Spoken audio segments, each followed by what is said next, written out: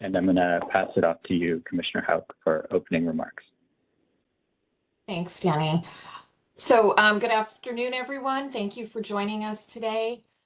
This proceeding focuses on data improvements as well as assessing the impacts of electrification and improving utility distribution planning processes to ensure sufficient capacity to meet customer energization needs, allow for greater load flexibility, data sharing, transparency, and community engagement.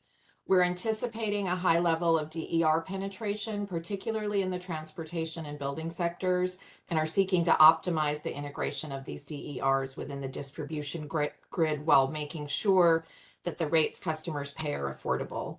This proceeding is focused on setting policy to ensure California is ready for the challenges and opportunities of building the grid of the future. There are 3 tracks in the proceeding, and the first track, which we are here for today, focuses on distribution planning and data improvements in the utility distribution planning process. I want to thank our Energy Division staff for their tremendous work on putting this staff proposal together and for organizing today's workshop. I also want to thank Judge Himes and Judge Lackenpaul for their work in managing the proceeding, and my Bagley-Keene partner, President Reynolds, who was unable to be here today, for her collaboration on these efforts. And I also want to thank and acknowledge the parties for their active participation in the proceeding. On March 13th, staff issued a proposal on the electric distribution system planning and data portal improvements. As California enters a period of historic load growth, we've found that current distribution planning processes may not be adequate to meet this increased demand, which can lead to longer energization timelines for customers. The staff proposal discusses current challenges to distribution planning and how these challenges and issues can be mitigated through improving methods for forecasting load growth and disaggregating load growth to specific locations on the grid. To complement that analysis, the proposal presents a series of actions for utilities to undertake and propose changes in regulation to facilitate more effective distribution planning in the near term. The staff proposal builds off of current work by the utilities and Energy Division staff, and this proposal continues the Commission's efforts to push this conversation forward. We look forward to learning more from participants in today's workshop and from party comments that will be submitted on the proposal in the near future. And so with that, I want to turn it back over to Energy Division for their presentations, and again, look forward to today's discussion and hearing from the participants in the workshop today. Thank you, Commissioner. If we go to the next slide, just to run over the agenda for today, we're currently in the opening comments and logistics section. Then we're going to go through some sort of broader sections covering, I would say, the introductory parts of the staff proposal, the overview, and then the current distribution planning and execution process.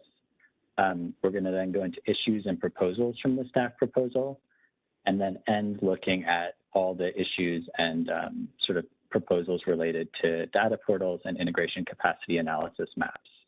And with that, we'll then have hopefully a substantial period for question and public comment, and we'll end with a quick close and some notes on comments. So that's the agenda for today. And if you go to the next slide, just to cover the objectives real quick, we're hoping to present the proposal to you all so you have a better sense of it. We're hoping to allow a space for verbal questions and informal comments from stakeholders before the formal comments are due. I think many of you probably saw, but with the extension request, that's now on May 28th. And really the key goal of this workshop is to promote the submission of more informed, complete, and actionable formal comments. So please feel free to ask questions, to, in any way try to dig into the material so that we can get the best comments we can. And I will note the staff proposal had some slightly incorrect section numbers, I think due to a formatting issue, but a corrected version was sent to the service list on Monday. It's also attached as a meeting material here and was sent with the notification for this workshop. That should be officially in the docket very soon, but for now, hopefully everyone has access to that. So that's the reference document if you'd like to peruse. And with that, I'll jump into the substance itself. Starting with an overview of the staff proposal. And really starting here with just a brief intro to the proceeding itself. Commissioner Houck already mentioned this somewhat, but this is the proceeding aiming to sort of enable swift evolution of grid capabilities to integrate a high DER future, more solar storage, and especially electric vehicle and electric vehicle supply equipment and other DERs. We're also hoping to improve distribution planning, including charging infrastructure forecasting to support cost-effective and widespread transportation electrification, and optimize grid infrastructure investments by facilitating community input. So there's a number of broad aims for the proceeding. This specific staff proposal is in relation to track 1, which really just focuses on that distribution planning and execution process and on data improvements.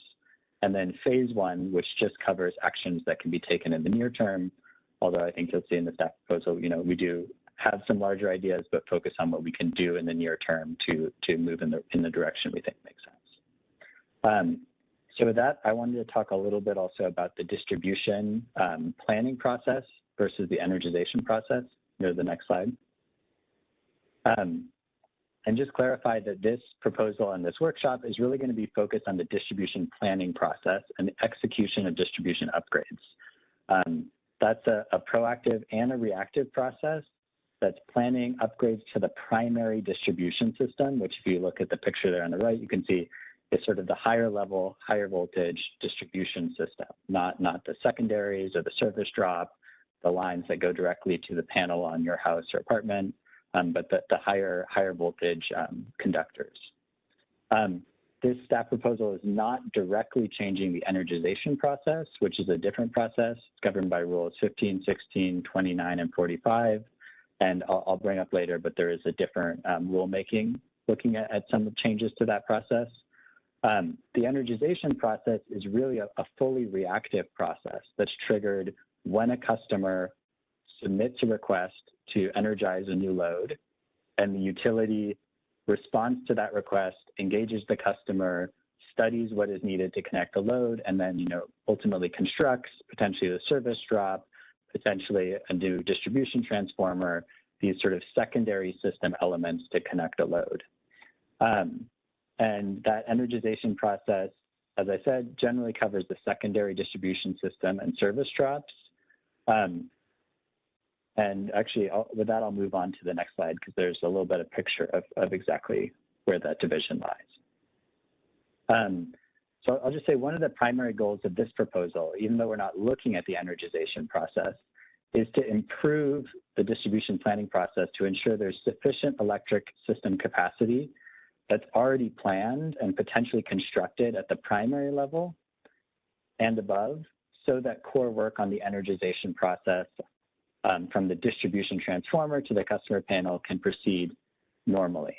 So obviously that can't be achieved in every single case, but that's a key goal here. In short, to make the energization process run more smoothly.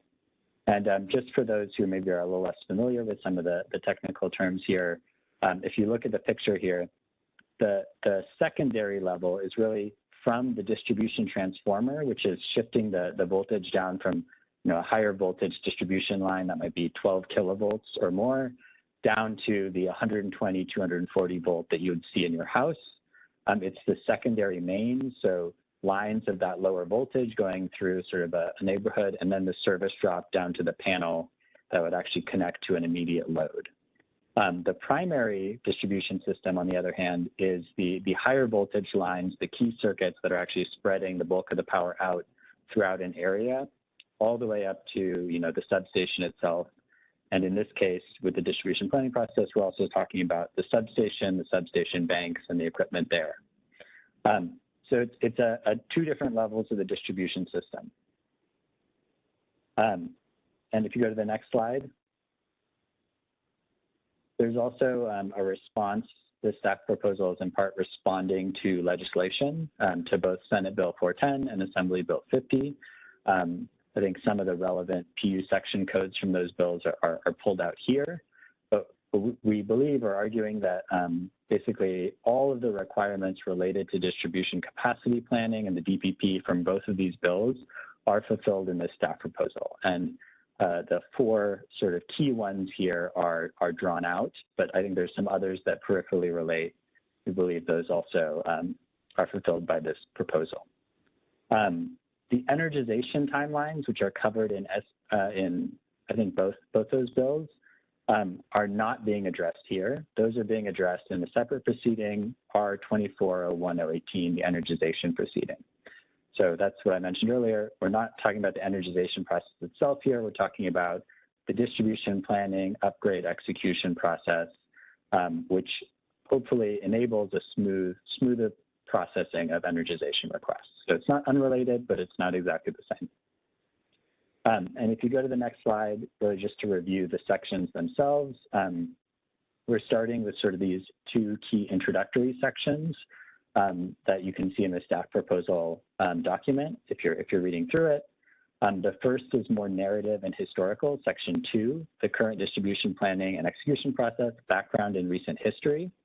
And in that section, we sort of are covering the actual process, how it operates now, and then some understanding of how we got where we are now, seeing some of the issues with long energization timelines. The next section, section 3, covers issues with the current distribution planning and execution process and related proposals. So here's where, as staff, we really tried to get into analyzing the issues that are coming up and coming up with some proposals to respond to them. And I'm going to now go into just covering more of section 2, giving an overview of that current distribution process, planning and execution process, and also some of the history of how we got here. And you can go to the next slide too. Okay, so this slide, I'll just give a little warning in advance. I'm going to really be trying to go through each of these steps and paint a picture of the process as it works now. And it's going to go a little beyond what's just on this slide. So, you know, it'll take some time to work through each of these and try to paint that full picture. In terms of the distribution planning process in green here, it starts early with forecast adoption. And that's when a specific scenario from the IPER is chosen to be the basis of the distribution planning process. And it's a key input that basically determines the amount of load growth each year in the planning and the forecasting. So you adopt a forecast to determine the amount of load growth in each year. The next step here, historical load profile review, is actually determining the starting point, where load is right now already.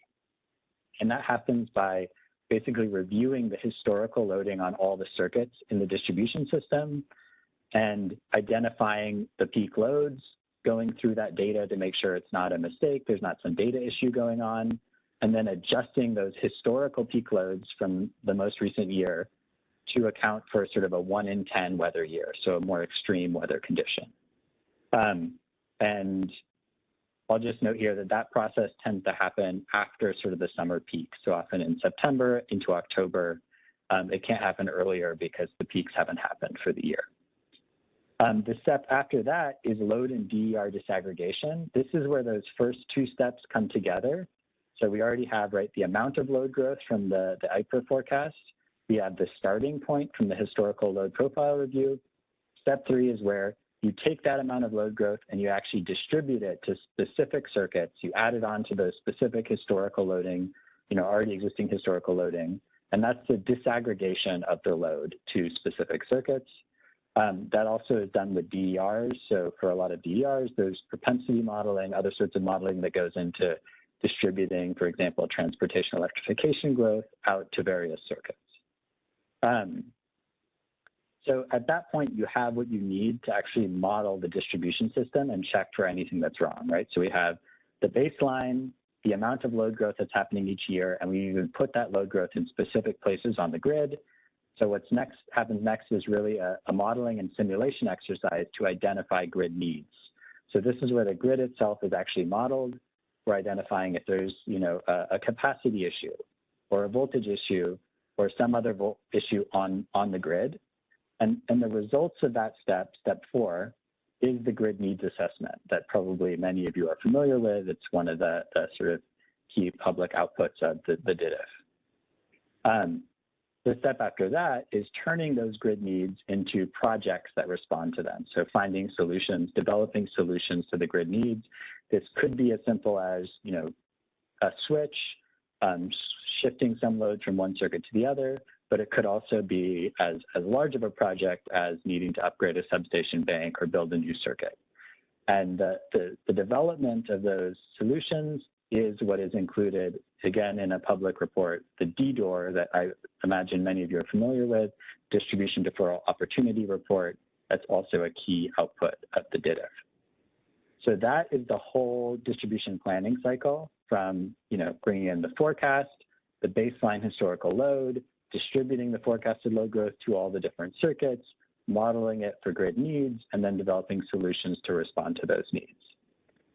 After that, we get into the execution process, which I think would be more familiar to any of you who have done some project execution or construction or that sort of work before. We start with prioritization, which really, in its standard form, is pretty simple. So I'll just go over that. I mean, it could involve anything to prioritize different projects, but the standard form for the utilities in the DPP is to say, look, we identified a grid need in 5 years. We know the project to respond to it takes 2 years to build. That means we have 3 years, in advance before we really need to start building. Thus, we're not going to start this project now. It's deprioritized. We'll wait for another cycle of distribution planning to confirm it's actually needed. On the other hand, if it's a grid need in 2 years, we would start work on that project sooner. So that's the prioritization step, is identifying which projects you need to start on right away in order to hopefully meet those grid need dates or get it constructed ASAP. The second step is scoping, figuring out what the project would actually entail, getting a more detailed plan for it. Step 3 is planning, design, estimation, where you actually get engineers to design the project. You estimate the various costs and material needs, you plan. Step 4 is permitting, sourcing, and release. So getting the permits that are needed to actually do the construction work, sourcing the materials, making sure that the workforce is available for the work, and then release of the project to actual construction, which is step 5. So that's the actual execution of one of these distribution upgrade projects. And with that, hopefully that helped clarify sort of where we're starting from. Can move on to the next slide. And I just wanted to quickly cover what these grid upgrades are, because I know not everyone is familiar with this. So what they are and why and where they are needed. Basically, a grid upgrade is either upgrading or installing new, something like a substation, substation transformer, distribution segment, or distribution circuit or line segment. So for example, that could mean putting in a whole new circuit. It could also mean just reconductoring a circuit so it has more capacity. That would be upgrading. It could be building a new substation. It could be replacing a transformer in a substation with one with larger capacity. These are needed to ensure the safety of the distribution grid and everything connected to it, because they're responding to violations on the grid that are modeled in that grid needs assessment or the grid need identification. And to give an example of some of these violations, the capacity, the voltage, and or reliability violation. Capacity is when, for example, too much power is modeled to be flowing through a line, more than it can reasonably carry without doing damage to the equipment itself. So lowering the lifetime of that line, potentially, risking actual failure of the line in some way, that would be a capacity limit being exceeded. Voltage, that's if the voltage on the grid exceeds plus or minus 5% of what it should be. This is, part of the basic rules about how the electricity grid is supposed to work. There's a lot of expensive, valuable and also sensitive equipment attached to the grid. And so, there's an expectation that the voltage on the grid will stay within certain bounds so as not to damage many of the various equipments that are attached to it. So that's a key thing, somewhat for the equipment on the grid itself, but significantly for customers. And then finally, reliability. This is a little more abstract, but just framing, if there's a situation where there's really not much capacity in a whole area, and it's difficult even to start doing standard maintenance work or planned outages. It's hard to switch some customers over to another circuit, that sort of thing.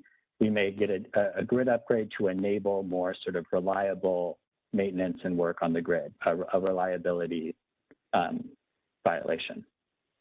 And with that, I'll jump on to also the final slide of this section, which is, again, I'm going to be talking through this a little more than just the words on the slide, but giving a sense of the narrative that we write. And again, read this in full if you'd like in the staff proposal, but the high-level narrative around where some of these long lead times for energization are coming from. And before I say much more here, I'll say, I maybe should have even said this earlier, but clarify, this slide and all the slides up until the ICA section are just focused on the distribution planning and execution process. And so when I say long lead times for energization, I'm just talking about moments where energization has a long lead time or is delayed because there's an issue with distribution capacity and building the needed upgrades. I'm not talking about any other cases. There are potentially other cases, but this is the specific case we're looking at here. So getting back to that, the difference between the distribution planning process and the energization process. So when we face this issue of energization delays or long lead times because there's not sufficient distribution capacity, there are a couple related reasons that we think are contributing to this. And one is historic change in load growth, mostly focused on transportation electrification loads. And so, part of what we argue in the proposal is that we're sort of entering a different historical period for load growth, where in the last 20 to 30 years, we saw a largely steady load across the whole state, a largely steady energy demand, and a largely steady sort of, overall power demand. We're now expecting to see growth in both of those, and that growth continue pretty steadily for the next 20 years.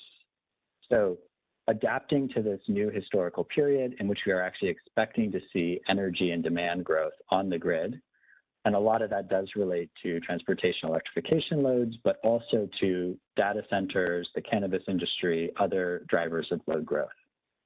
And I also want to just quickly highlight, although Tyler will get into this more later, that it's not just a change in the amount of load, but sort of the type of load.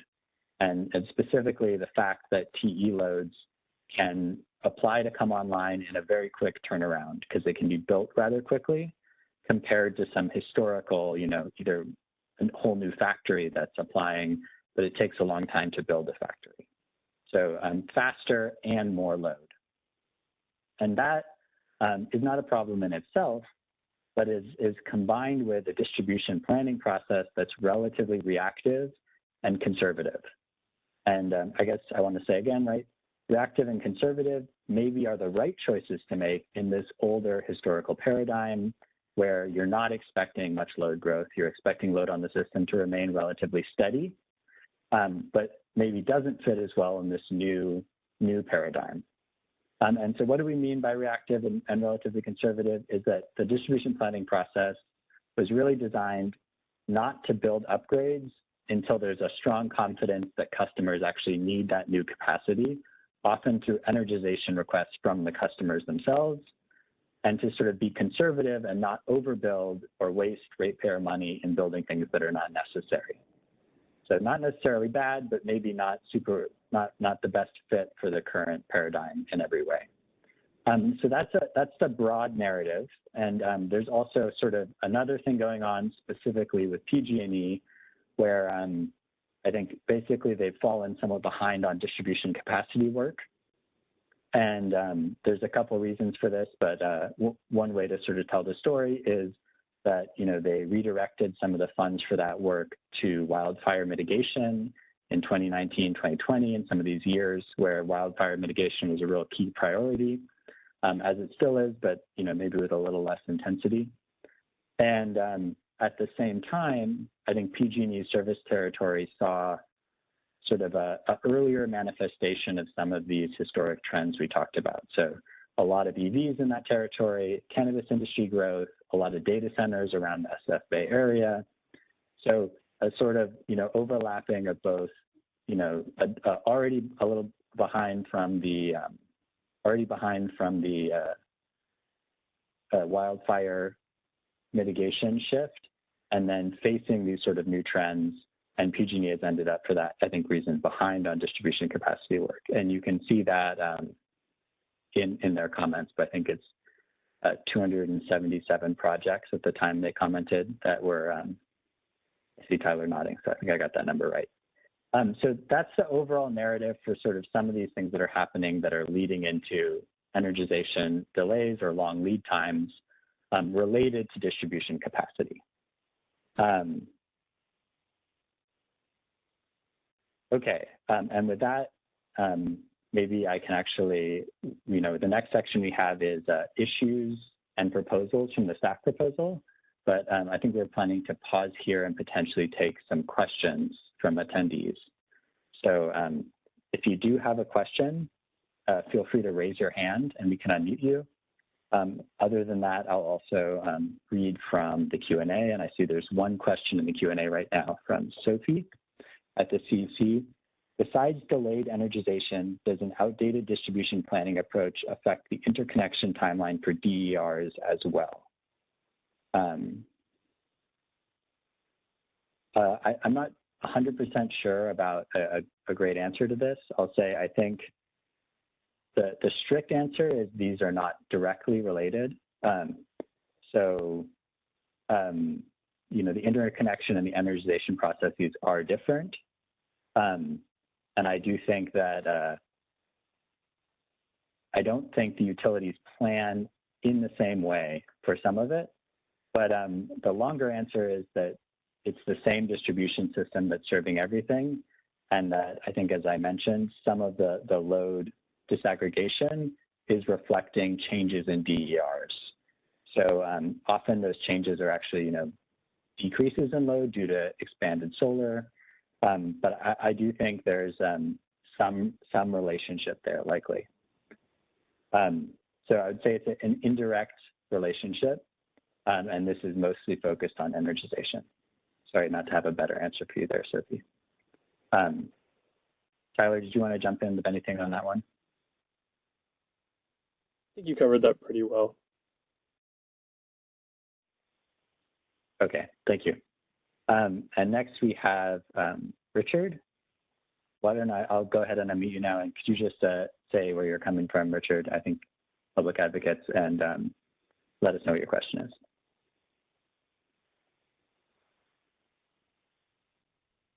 Office, can you guys hear me?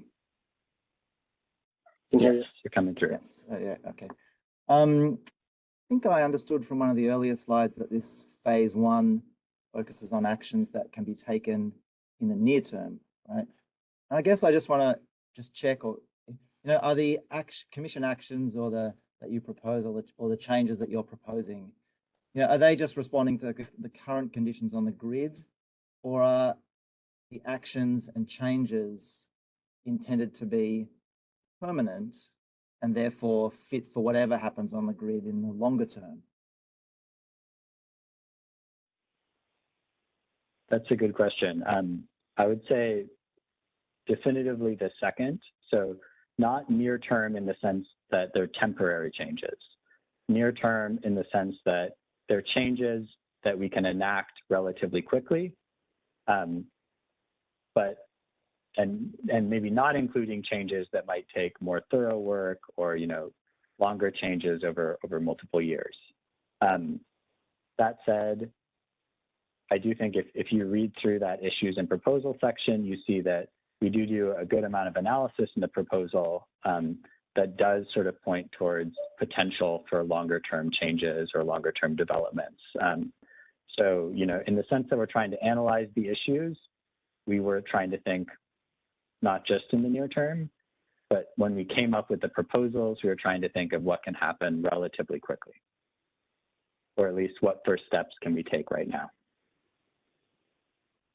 I'll also add on to that and say I don't think we'll get into it too much in this presentation, but there are some, like, the proposal details the real concrete actions that we're looking to take to implement these proposals, and some of them do come with more near-term actions that are kind of temporary, just so far that we have a plan to then work on more robust changes. through advice letters and workshops and iteration on these ideas.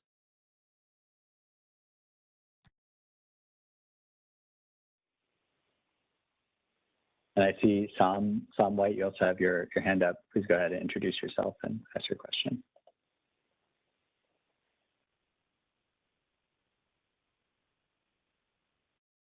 Just following up on Sophie's question and your response before regarding the relationship between interconnection and energization, I think it's more than an indirect relationship. That they are integrally related. If we look at the ICA maps, that is a real-time or near real-time grid analysis of the hosting capacity, both for generation and for load throughout the system. And of course, interconnecting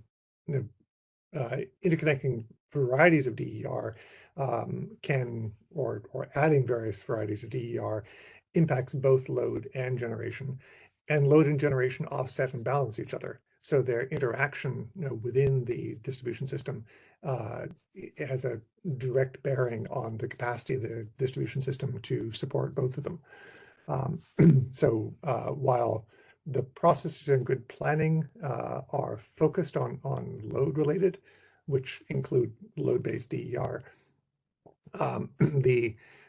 There's also increasingly and there are under Rule 21 requirements. In some cases, applicants are responsible for covering the cost of upgrades determined for studies, from studies for interconnection. Those would not be built other than those individual applications. There are also broad planning measures where there's growth in behind the meter or NEM components, which don't necessarily have individual applicant responsibility, and those are very much incorporated in grid planning, or certainly should be incorporated in grid planning. So I would say the two are very closely related and interact closely. Yeah, thank you for that, Sam. I think you said it very well.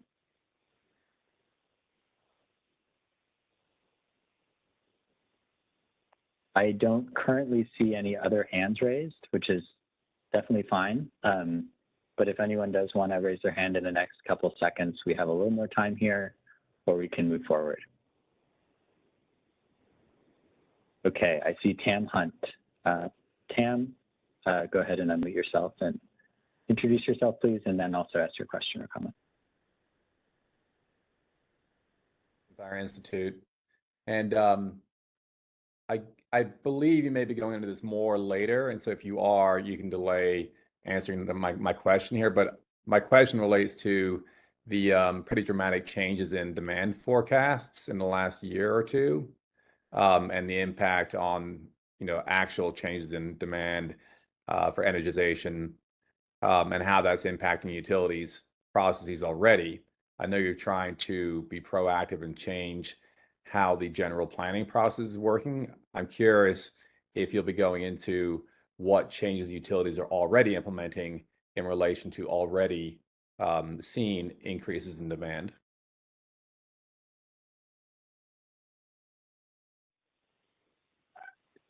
Yeah, I don't think we're going to cover that very much. I will say we're going to cover how the distribution planning process works. And I think as I noted earlier, right, the first step there is bringing in the IPER as a measure of the expected load growth. So that would be just, to give a simple answer, right? As the forecasts change, they are brought directly into the distribution planning process as it currently exists through that first step. But I don't think we're going to be talking much about what the utilities are already doing and the changes they make cycle to cycle in this workshop. Thank you. Yeah, I'd love to hear more about that in a future workshop then. One example of why it matters, I'm sure you know this, but for parties who aren't aware, there are already currently very long delays in certain distribution equipment supplies. That will probably get a lot worse in the coming years due to dramatic increases in data center demand for traditional data centers, for cryptocurrency mining, and for AI. And that is truly the large source of new demand coming down the pike, including in California. Even though prices are quite high in California, we're seeing a huge increase in demand for all those types of data centers and around the country in general, and that really affects supply chains. So I'd love to hear more about it in the future. Thank you, Tam. I will point to some sections in the staff proposal. Every proposal comes with a party comment section. And so some of these areas do point to comments that have been previously filed in this proceeding and are on the record that do address some of the actions that utilities are already taking. And I believe, comments from the utilities around supply chain issues and mitigations that they're working on in that area have been filed already. So there is some information in this proceeding on that. And yeah, feel free to jump back on at the end when we have a Q&A session if you have other specific areas that you want to bring up. Thanks for that, Tyler. And I'll just say too, because I think you touched on something on this slide that we have right in front of us. Just noting again, right, a big part of what I think was driving a lot of the proposals in the staff proposal was responding to a historic change, I think, that you're mentioning one pretty significant part of, Tam, which is, the growth in data centers. But really the historic change is a growth in load across the system that also encompasses transportation and building electrification. Some things that we've had some sense are coming for a while, some things that are newer, like some of the data center growth. But in either case, that all those things added together reflect, I think, a pretty big shift from the status quo over the last 20 to 30 years, where, due to, in part, energy efficiency and other measures, load and energy demand on the grid have remained relatively constant, relatively consistent for, I think, multiple decades. So we are seeing exactly this shift in a bunch of new demand. And a big part of what we're trying to think about here is how to respond to that adequately.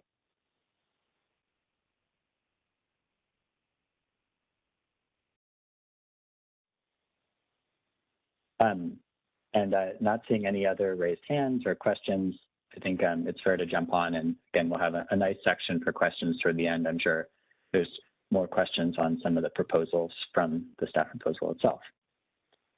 So with that, if we can go to the next slide, John, I'm going to pass it off to my colleague, John Cortez, to cover the first section here on coordination and planning. Off to you, John. Thank you. Next slide, please. Next slide.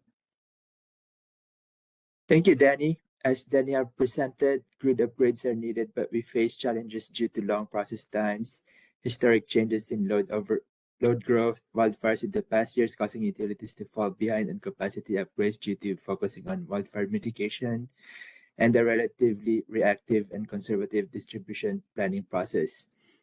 I will be presenting about potential changes we can implement to help address these issues. The table on the right shows the type of work or project and how long each IOU takes to build or add them. It can range from distribution line work for 1 year or building a new substation from 5 to 10 years. And yes, you heard that correctly. It can take 5 to 10 years for a new substation. With the current issues this workshop is tackling, if we don't catch the need right away, then we may not be able to upgrade or construct new projects on time, causing problems to both the utilities and the customers. This workshop is aiming to extend and improve long-term forecast and disaggregation, which may help the utilities, 1, have proactive planning of larger infrastructure to reduce energization lead times, 2, have more awareness of workload material and other future needs, and 3, provide integrated planning between different utility work streams. Our proposal is to extend the planning horizon to 10 years or more from the current 5 years. Next slide, please. Besides increasing the planning from 5 years to 10 or more years, we are also proposing integrated planning, where utilities will consider distribution planning when doing other distribution work. Utilities would be directed to propose through Tier 2 advice letter, a method for referring to the results of their DPP when designing projects in other work streams. They will also be directed to do some financial analysis to weigh the increased cost from increased capacity versus potential future cost savings from avoiding duplicative work. In other words, we can save money doing 2 or more projects at the same time. So during a time of growing power needs, it is reasonable to consider future load growth when building or maintaining the distribution system. An example where a project can be combined to save costs is undergrounding cables, which helps with wildfire mitigation by protecting cables from exposure to outside risks, such as trees falling onto the lines. So with integrated planning, instead of just moving the cables underground with current capacity, the utility can also upgrade the lines at the same time, even if it's not needed now, but likely to be needed in the future. So doing 2 work at the same time can save time and money, but also ensure needs are met instead of waiting for the long process that Danny have discussed earlier. The formula below is just one example, and there are other potential methods that we are exploring. For example, an additional upgrade now will cost 1 million, and there is 90% chance that a future need will require upgrades that would cost 1.5 million after factoring in rates. So 90% of 1.5 million is about 1.35 million. So it's still cheaper to upgrade now for 1 million compared to the 90% chance of spending 1.5 million in the future. So in summary, we are proposing extending the planning from 5 years to at least 10 years, allow utilities to be more proactive in their planning, and be more time and cost effective with upgrades through integrated planning. With that, I will pass the presentation to Tyler, who will be discussing about forecast and growth. Next slide, please. Thank you, John.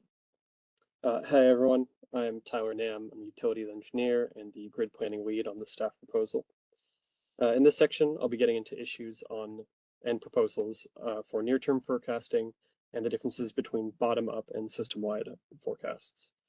As explained before, in the current distribution planning process, utilities use the IPER every year to produce a distribution forecast and plan. They then take this system-wide top-down forecast and apply it to the bottom-up distribution system. When utilities do this, according to current regulations, they must stay within the IPER capacity allotment.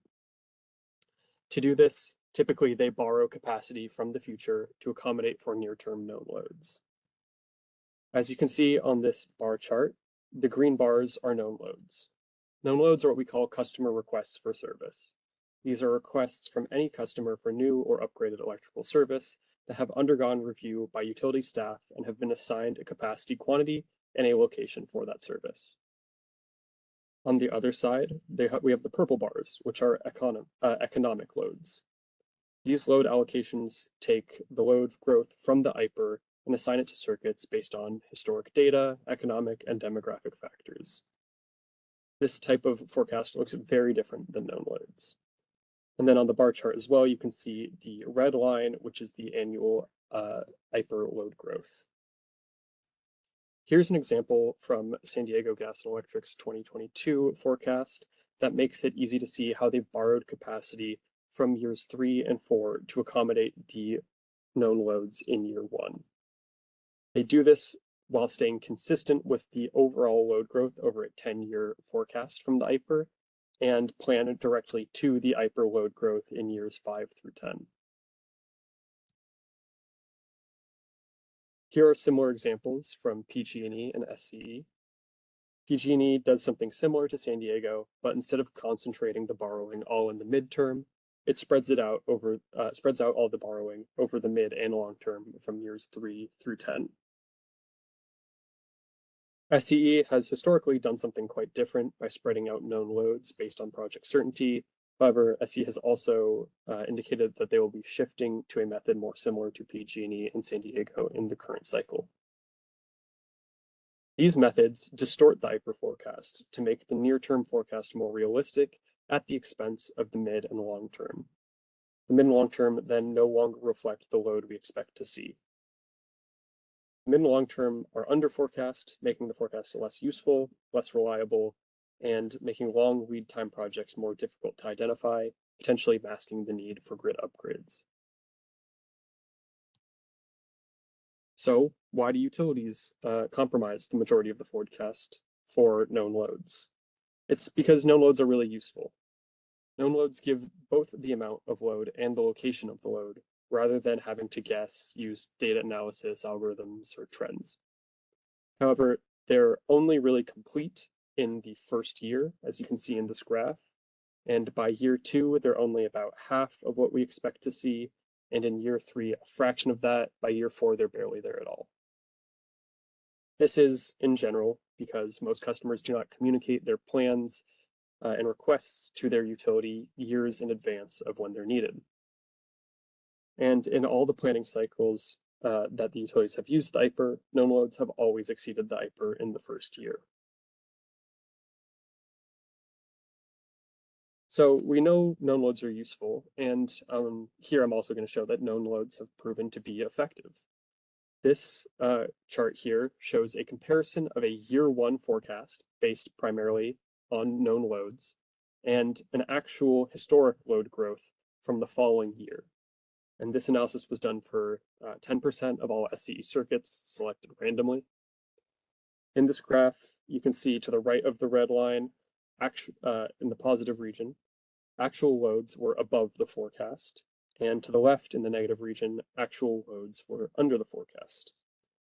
In this comparison, over 80% of the forecasts fall within plus or minus 20% of what was forecast, and the majority of them fall within plus or minus 10%. So now we kind of get a sense for why the distribution planning process is set up to operate this way. So that was a lot of graphs. To recap all of them, we want all parts of the forecast to be reliable. We want the near-term forecast reliability gained from planning to known loads not to come at the expense of the mid and long-term forecast. And we know that despite only being available in the near term, known loads are good for planning. This brings us to the first proposal in this section. Allow utilities to use reliable bottom-up known load data to plan for load growth, even if it exceeds the IPER.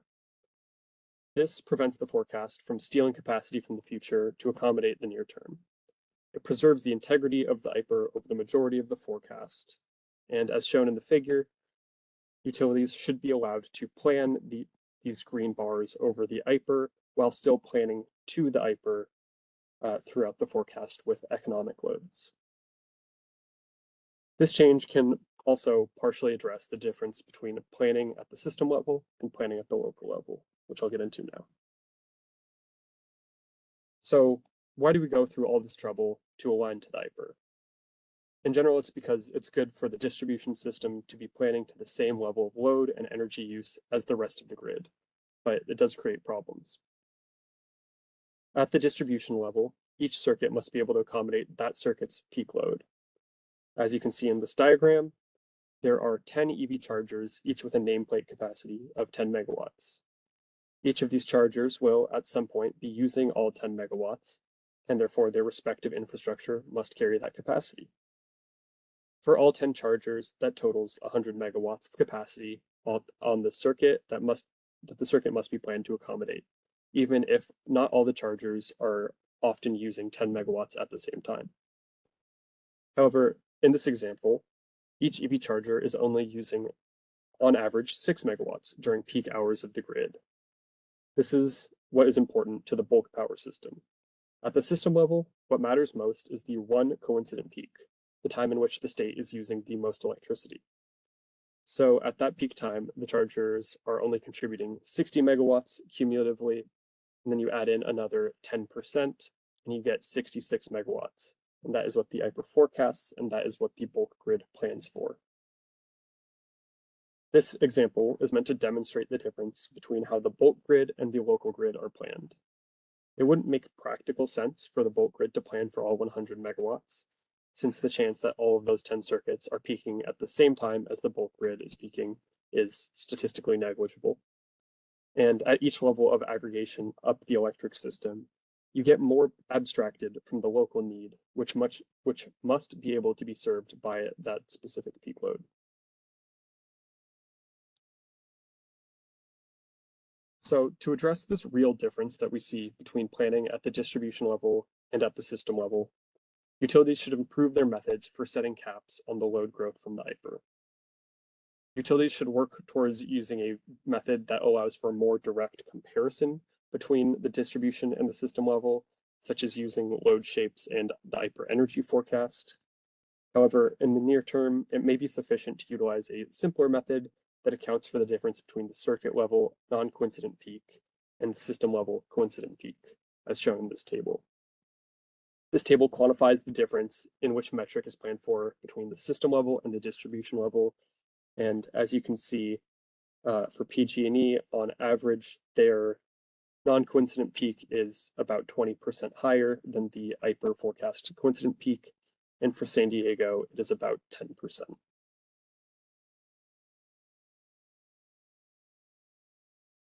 So that covers the near term. Now I'll be going over TE growth and midterm forecasting. When we start getting into the midterm, we start to deal with different but related issues.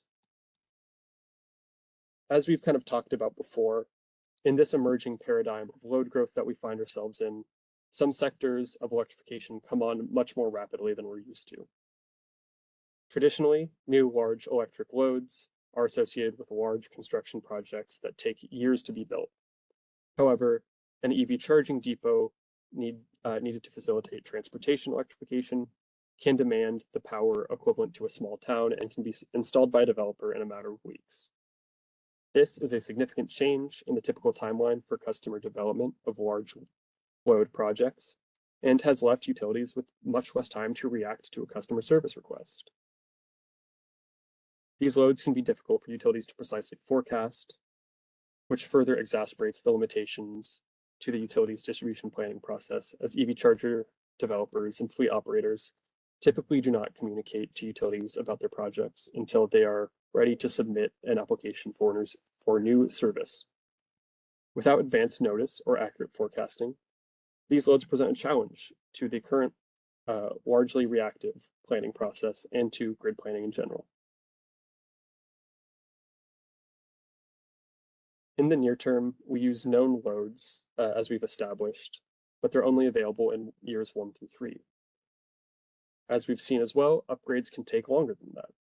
Circuit upgrades typically take between 1 to 3 years, and substation upgrades can take much longer. Therefore, advance notice of grid upgrades is needed to ensure that they're able to be constructed in time. But outside of known loads, what we have is economic disaggregation to allocate load. Without knowing when and where the load will be requested, it's spread out over all the circuits in a service territory relatively evenly, reflecting low load growth per circuit. So then, how do we plan for loads in the midterm?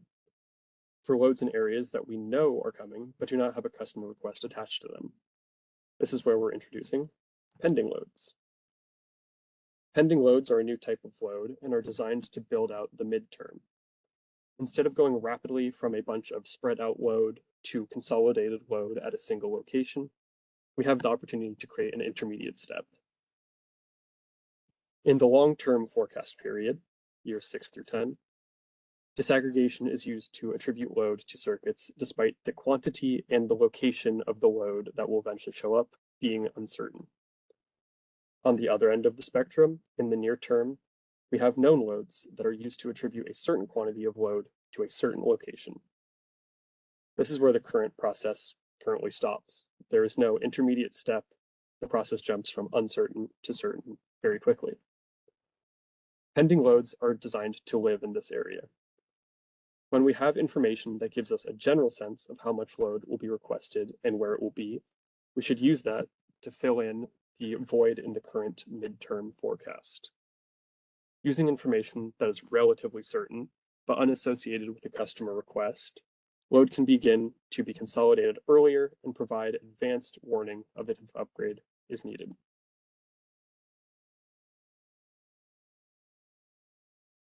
So what kind of information can be used to leveraged to inform pending loads? Initially, we have identified the following examples of sources that can contribute to pending loads. This list is by no means exhaustive, and we are open to hearing ideas of where relatively certain load growth information can come from. But so far, we have identified local government development plans, fleets that are required to electrify to comply with CARB regulations, equity-focused clean energy deployment programs that have chosen an area to deploy clean energy technology, proactive planning frameworks like those that are in progress for transportation electrification, identifying areas of needed EV charging that are unassociated with current requests for service, and early customer outreach that is not yet associated with a formal request. However, this idea of pending loads still has some details to be ironed out, and we have the following questions.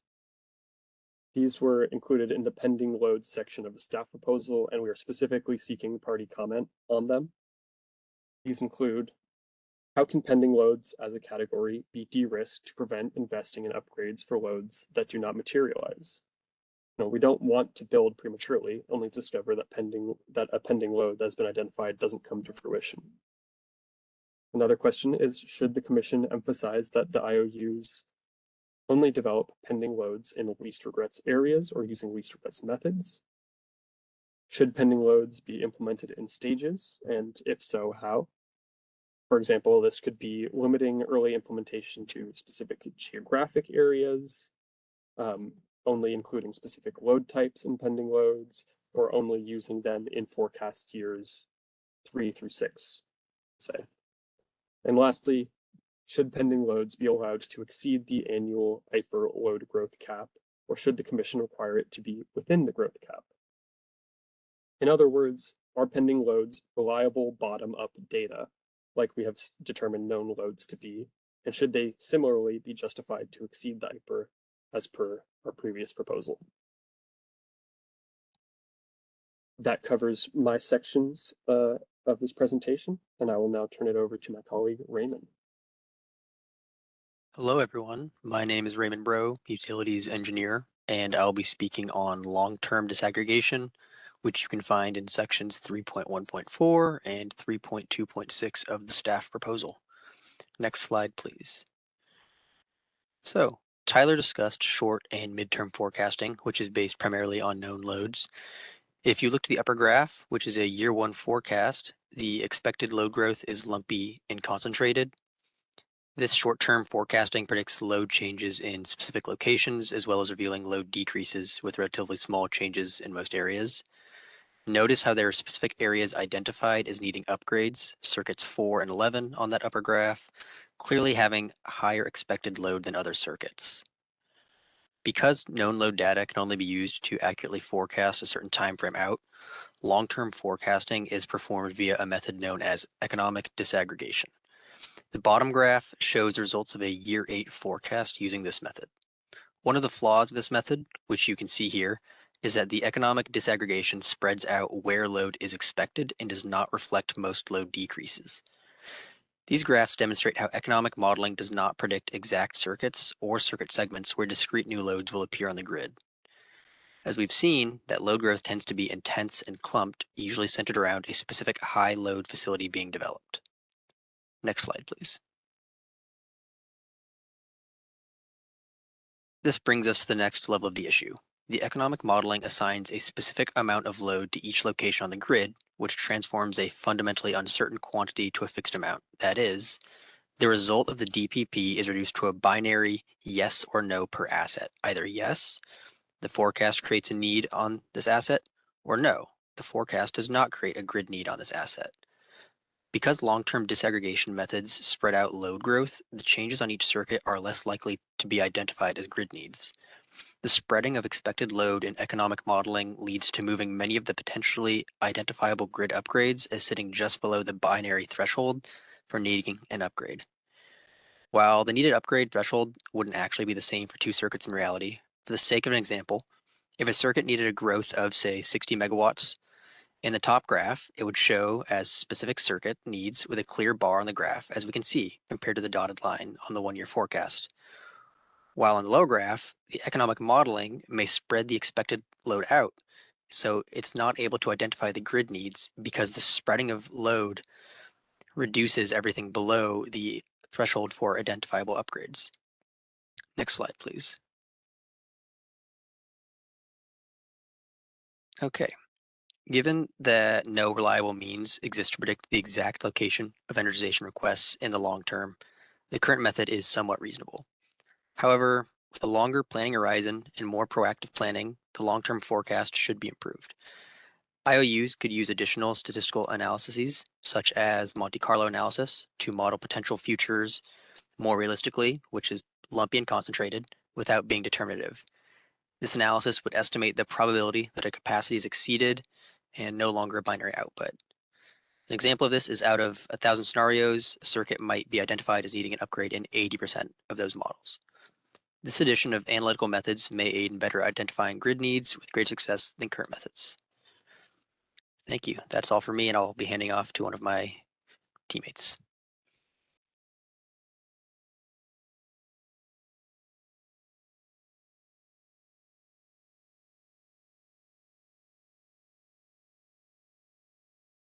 Good afternoon, everyone. My name is Angelica Gloria. I'm a regulatory analyst in this proceeding.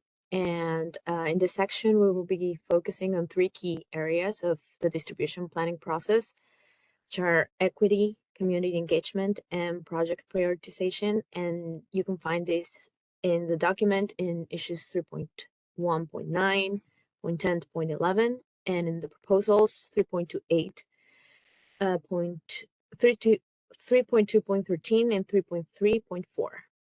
Next one, please. So first, let's talk about equity. Historically, there have been some indications that the way the distribution planning process has been done tends to be reactive, focusing solely on customer service requests without considering the source or purpose of load growth. However, biases can unintentionally be included in this process, such as propensity modeling, which uses demographic data to forecast energy use. For example, in some cases, the IOU's choice of a key indicator for EV capacity has biased forecasted allocations towards wealthier neighborhoods, contradicting the Commission's equity commitment here. Despite various equity-focused programs, ensuring distribution system alignment and preparedness remains challenging, as funding alone does not guarantee successful implementation due to various other obstacles. And for equity, one of the key goals in the longer term is to proactively consider equity as one of the priorities in distribution planning by evaluating planning inputs, methodologies, and outputs. Moving on to community engagement, the fall of 2022 outreach revealed a lack of visibility into IOUs distribution planning and a need for greater partnership among local energy producing entities. California's IOUs lack a unified approach to community and tribal engagement, or so was the perception, hindering effective communication and compromising the integration of local and tribal interests. Additionally, local development plans, particularly electrification initiatives, could inform distribution planning. But IOUs should cautiously assess their likelihood to and balance this against potential upgrade costs. And our key goal for this particular issue is to have effective IOU coordination with local planning entities. And finally, moving on to project prioritization. Our IOUs tend to prioritize grid upgrades based on the need date, which is the date on which expected load growth will create any type of violation on the grid. And they do this to mitigate overloads. But this method generally lacks transparency and consistency. The regular practice is to complete all projects before the need date without reprioritizing or delaying projects. However, a more detailed prioritization framework may be necessary in some cases, especially if there are funding constraints or if long-term projects need early completion. Prioritization criteria can enhance equitable outcomes in distribution planning, such as fair allocation of load and generation capacity. For this particular issue, the key goals are to improve prioritization under constrained funding, incorporating equity considerations, and prioritizing the acceleration of future projects. So in summary, as we navigate the utility distribution planning, it is crucial to address all of this or to try to make these three issues some priorities in our planning. Next, please. So for our first issue, the proposed commission action that you will find in the document is to require IOUs to include specific data in the GNAs and the DDoS filings. So we are proposing that IOUs should include specific data about each relevant grid need distribution project. And this includes the percentage of customers served by equipment who are enrolled in certain programs, the environmental ranking for served area, and whether the equipment serves a disadvantaged community or not. What we are asking for here is data that, what is required for the equipment serving defined customer groups like circuits or substations. The data that we will not be requiring is for equipment that does not clearly serve a specific set of customers, like a new switch or, And the tentative timeline, or what you will find in the staff proposal, is in the 2025 DPP cycle.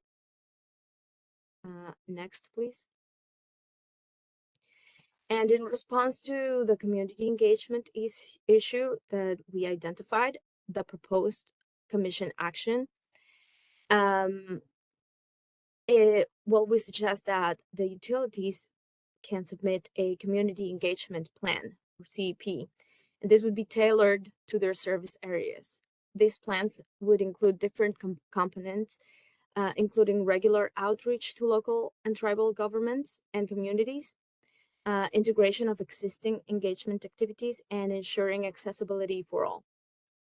Moreover, they must promote energy literacy, transparency in distribution planning, and compliance with AB 50 requirements.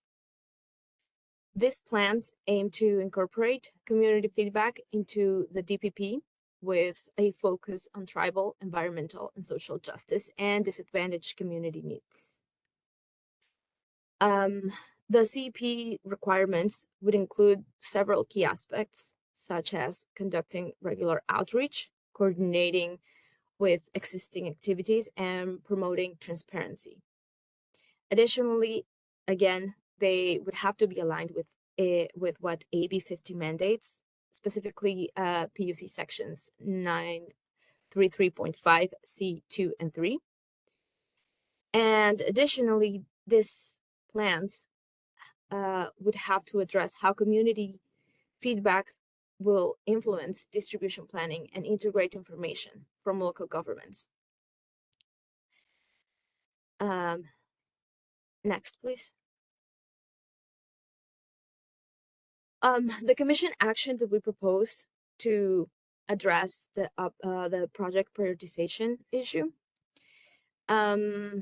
Is that IOUs could provide high-level plans outlining their approach to prioritizing between projects beyond the current consideration of project need dates. These plans should be submitted, or we are planning for them to be submitted via a Tier 1 advice letter. Some of the key elements of these plans would include adoption of various metrics for prioritization, and you can see a list of those here. The identification of the potential drivers for prioritization, consideration of prioritizing long lead time capacity projects to address execution challenges, and the integration of equity considerations into prioritization strategies. Furthermore, IOUs would be required to detail the implementation of these prioritization plans in their annual leader reports, specifying the number of projects affected and their ranking compared to other prioritization metrics. This would ensure transparency and accountability in distribution planning and execution.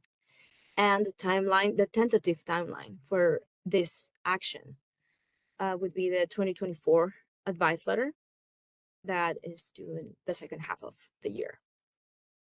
And back to you, Tyler.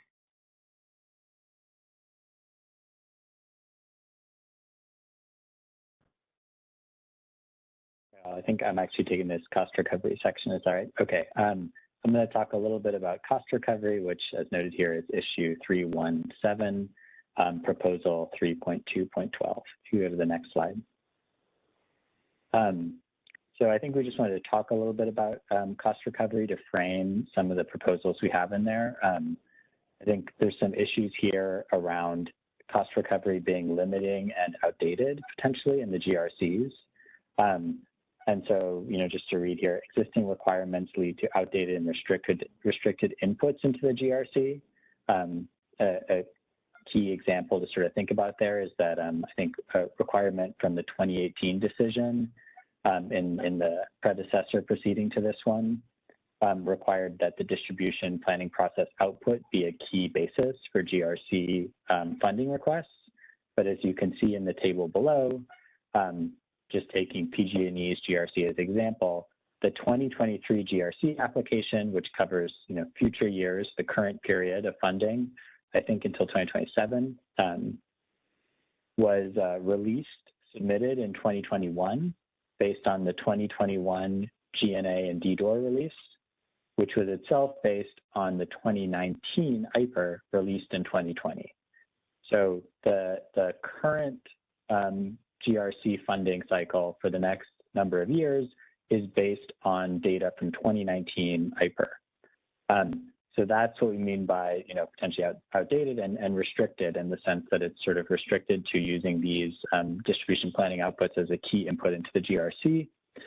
This can potentially lead to under forecasting and other funding issues. I think we discussed earlier, but this is a graph showing PG&E's incomplete projects by GRC type of funding.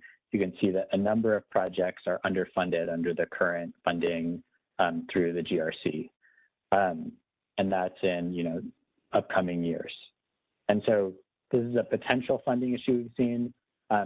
We came to the conclusion, you can read it in the staff proposal, that the immediate needs here are resolved through SB 410 and the ability for utilities to make an application and request additional funding to cover these issues, but that we should still try to respond to some of the underlying issues. And that response is, on the one hand, improving the process as a whole, including everything we've talked about so far, but on the other hand, removing some of these restrictions and requirements on how inputs into the GRC are used and done. So you can see that as the proposal in the document. And I'll just note, right, that this is not actually the imposition of some of these restrictions on what data should inform the GRC is, I think, a departure from what is often done for different funding areas in the GRC. So this proposal to remove some of those restrictions is actually a return to the norm. It is not an abnormal removal of restrictions or anything of that sort. So a return to a more standard GRC process that doesn't have sort of data restrictions based on another proceedings decision. So that's the proposal to open up, and add some flexibility into the GRC inputs. And with that, if you go to the next slide, I'm also just going to cover some of the other proposals in the document. We did not end up, having the time to cover these in this workshop in full, but we are happy to talk about them and answer questions about them. So if you go to the next slide, just to go through the list, the document also, the proposal also includes a proposal to provide flexibility on which IPR the utilities can use, and a methodology to incorporate newer IPRs into distribution planning, a direction for utilities to improve forecasting and disaggregation with scenario planning, a direction for utilities to develop bridging strategies to better accommodate energization requests that trigger distribution capacity work, and to report on that in their annual filings, and for utilities to prepare a load flexibility DPP assessment, which would consider load flexibility and its effects on the distribution planning process. There are also a number of recommendations related to the Distribution Investment Deferral Framework, DIDIF, including deprioritizing DIDIF to free up stakeholder time, a number of options there, including metrics to track project execution and utility distribution plan reporting. That would be, alongside what was discussed by Angelica earlier in terms of including metrics to track equity in distribution plan reporting. So multiple new reporting requirements there. Up-to-date utility known load project tracking and reporting with the CEC. So providing some additional known load data to the CEC in a sort of regular standard format, so that these sort of data inputs from distribution planning can also inform the IPR, just as the IPR is informing distribution planning.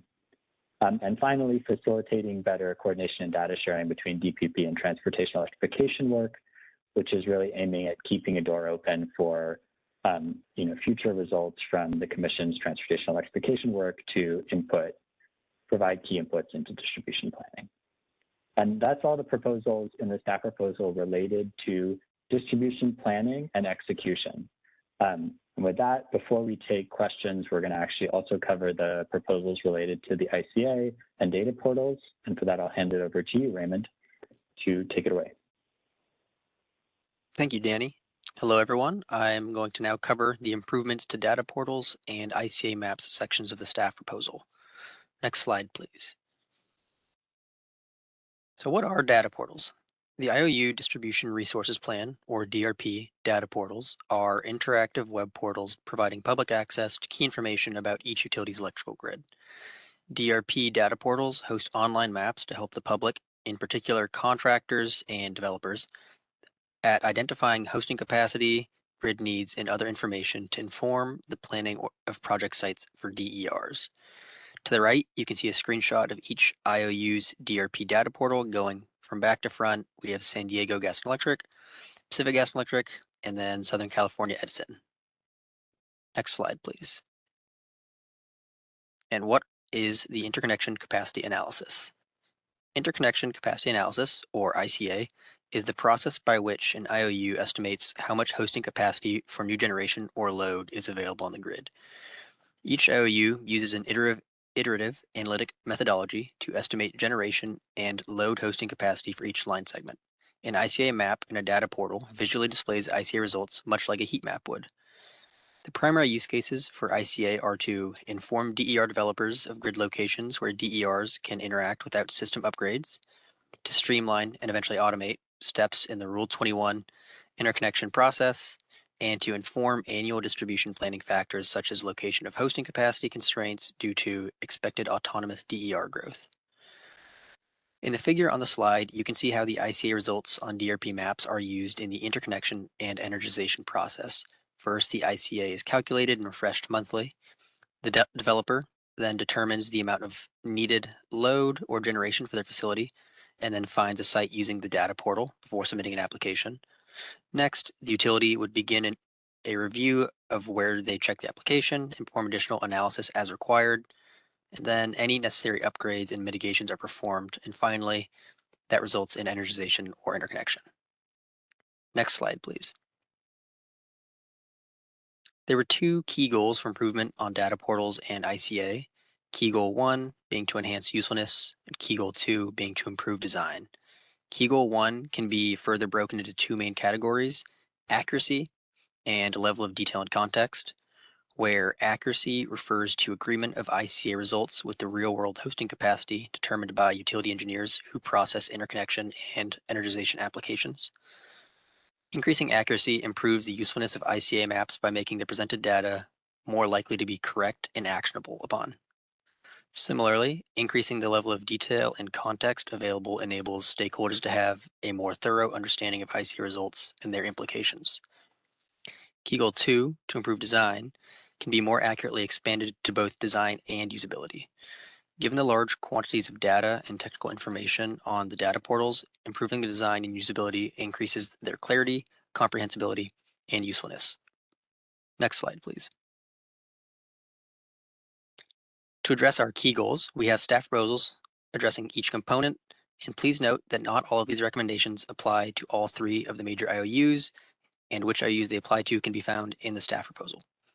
For accuracy, these proposals are to modify ICA methodology to make use of limited generation profiles, or LGP, application information, to develop new reporting aimed at understanding the frequency of potentially erroneous zero load ICA values, and to incorporate load ICA results into internal IOU energization business processes and publish metrics. For level of detail and context, we propose to incorporate more detail of the limiting criteria into ICA results in the data portals map, to create new reports that include ICA results appended to current Rule 21 quarterly interconnection reports, which allow for comparison between ICA values and quarterly interconnection timeline reports, and to offer bulk download of all ICA and DITIF map data in multiple file formats. And then for design and usability, we propose to remove all PG&E and SDG&E registration requirements for data portal user access, and that utilities should utilize the 15-15 rule, not the 15-100-15 rule, for decisions about data redaction protecting individual customer privacy for the ICA, GNA, and DDoR. We recommend to modify ICA maps to enable straightforward customer creation of limited generation profiles. And there are several other suggested display and interface changes available in the staff proposal appendix dealing with graphics. Next slide, please. All right, that's all from everyone, and I'll be handing back off to my team members. Thank you. Thanks all. We're actually doing very well on time, so there's plenty of time for questions and comments. I think we're well beyond the 40 minutes assigned. So with that, I'm going to just encourage everyone. There's a lot in this staff proposal. Hopefully you had a chance to look through it and review it. Hopefully going through the various presentations stimulated some questions, thoughts, comments in your head. Great to share those out so that other people can also think of them, or to raise questions so that you have a stronger sense of exactly what's in the document or what we were thinking or intending. So please go ahead and ask questions. I see there's a couple hand raised now and one question in the Q&A. I'm going to start at the raised hands. I see Doug Karpa, unmuting you now. Do you want to introduce yourself and then ask your question or comment? Doug Karpa, Peninsula Clean Energy.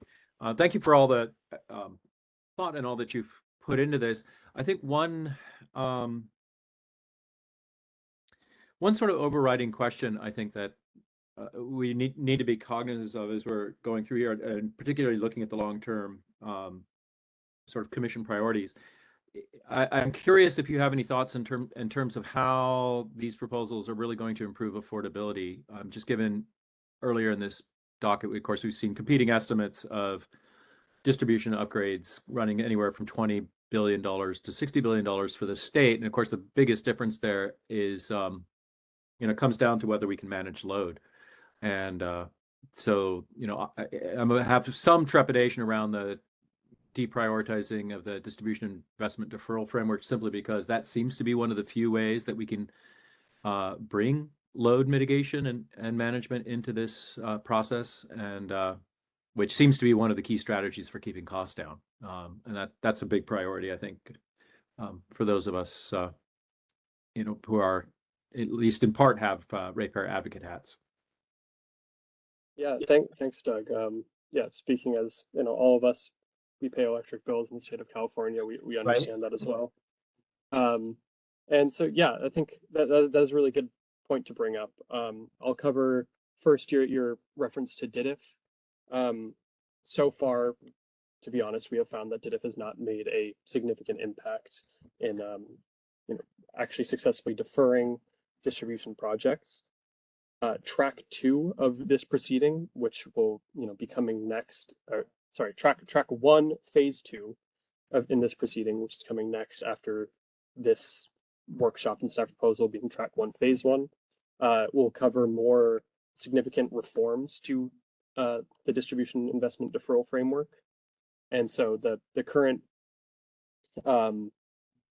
proposal to deprioritize it is really a short-term idea while we are thinking about more significant reforms.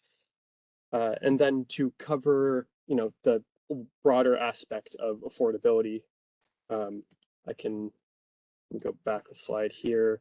Oop, that was too far. That was also too far. Here we are. We have the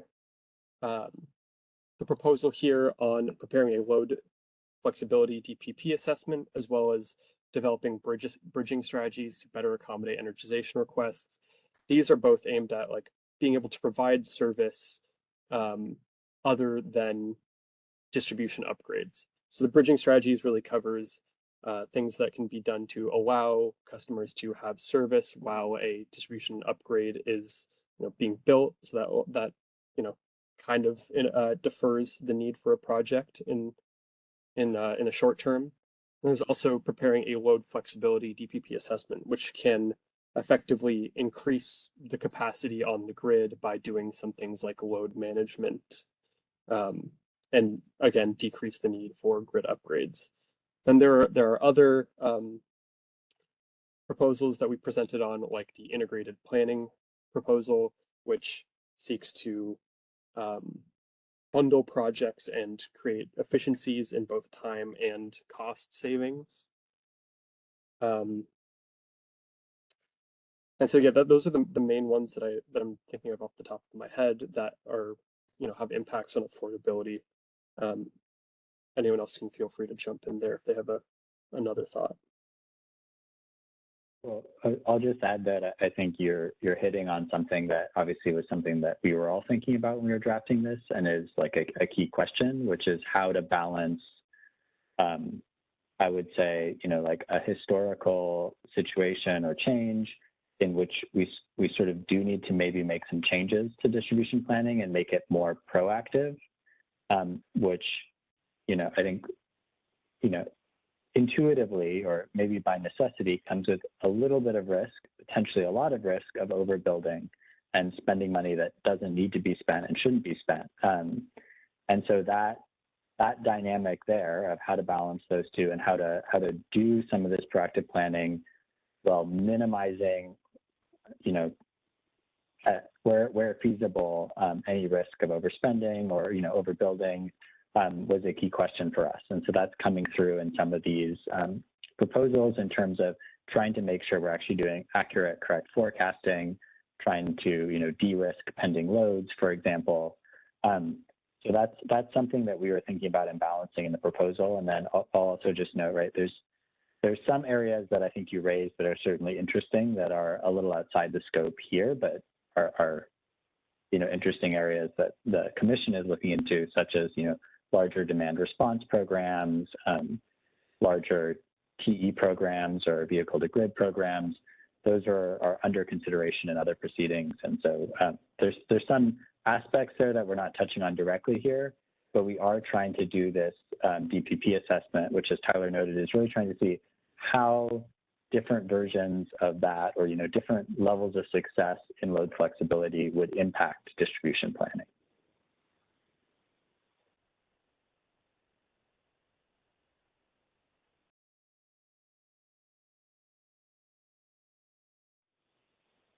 Okay, I see a number of questions now, which is great. I'm going to do a couple more from raised hands and then switch to the Q&A. But I see Tam Hunt, you've raised your hand again, unmuted.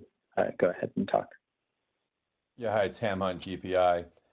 First, I want to express my appreciation for the hard work here and the really big picture thinking and broad proposals. We're pretty excited by the report. I wanted to go back to slide 30 and the discussion about notifications and proactive planning. And I wanted to, I guess, push back a little bit on one comment that was made about EV charging applications and it being kind of a sudden process for utilities in terms of getting the application for interconnection. And note that that is currently really the only way that an applicant can make it official. That there is, to my knowledge, no process by which you can apprise utility of possible interconnection. I will add, though, and this is, I think, a suggestion for you, we'll put this in our written comments, of course, there is a pre-application report process that I'm sure you're aware of. It's optional, but we're going to suggest also that there may be a way to incorporate this into your proactive planning funnel, and that it wouldn't be difficult to make a pre-application report request mandatory above a certain size. And that would certainly give you more information, give the utilities more information for the proactive planning component. So any response to that suggestion? Yeah, thank you, Tim Hunt. That is a great suggestion. I think I've heard something similar along the lines of like,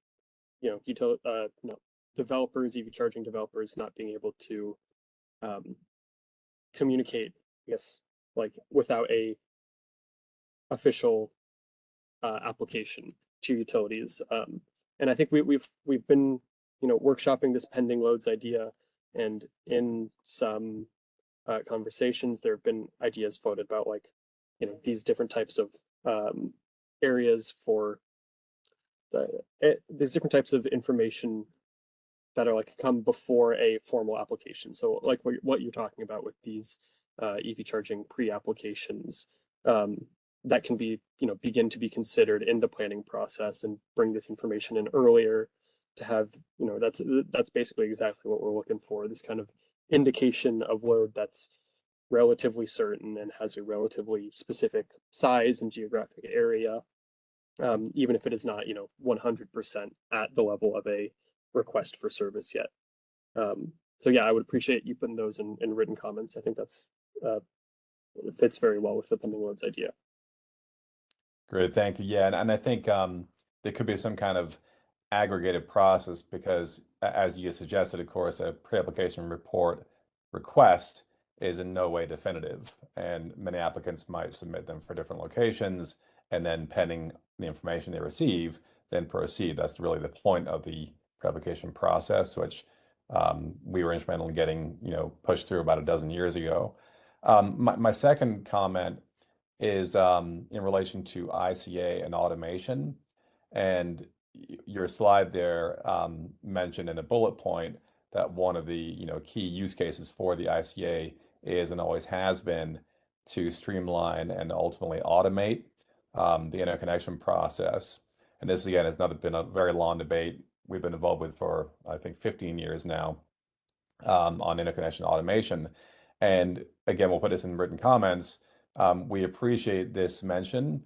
We would suggest a bit more ambition at this stage, in that it seems that technology and utilities and growth and demand forecasts are all weighing heavily toward far more robust automation at this point.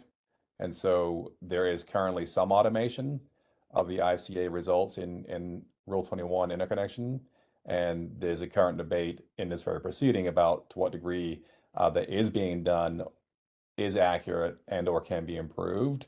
I think this proposal is a good opportunity to really ramp up that automation process and really get it dialed in.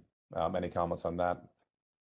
I'll just say, Tam, that the process of automating Rule 21 happens in the Rule 21 proceeding, not in the high DR proceeding. So the proposals here are things that we think this proceeding can do to aid the interconnection process, but we can't set the tariffs here. That has to be done over in the Rule 21 proceeding. So we definitely coordinate and we try to come up with ideas that are synergistic, but there's just certain, procedural boundaries I'm sure you're aware of that are best, handled directly in the proceeding that governs those tariffs. So just wanted to say that's my thought, but thank you for those ideas.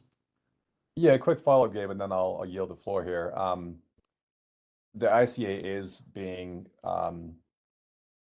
discussed in this proceeding, of course, and there's kind of a current sharing of responsibilities. IDF is also doing some work. IREC and Sky Stansfield have been probing the ICA current process in IDF.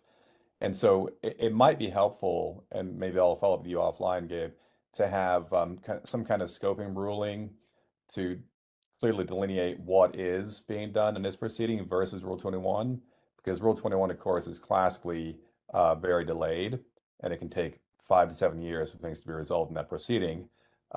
Being that this is scoped currently in this staff proposal, to some degree, it would be good to get some clarity on what the boundaries are of that shared scoping. Yeah, thank you. That would be very helpful.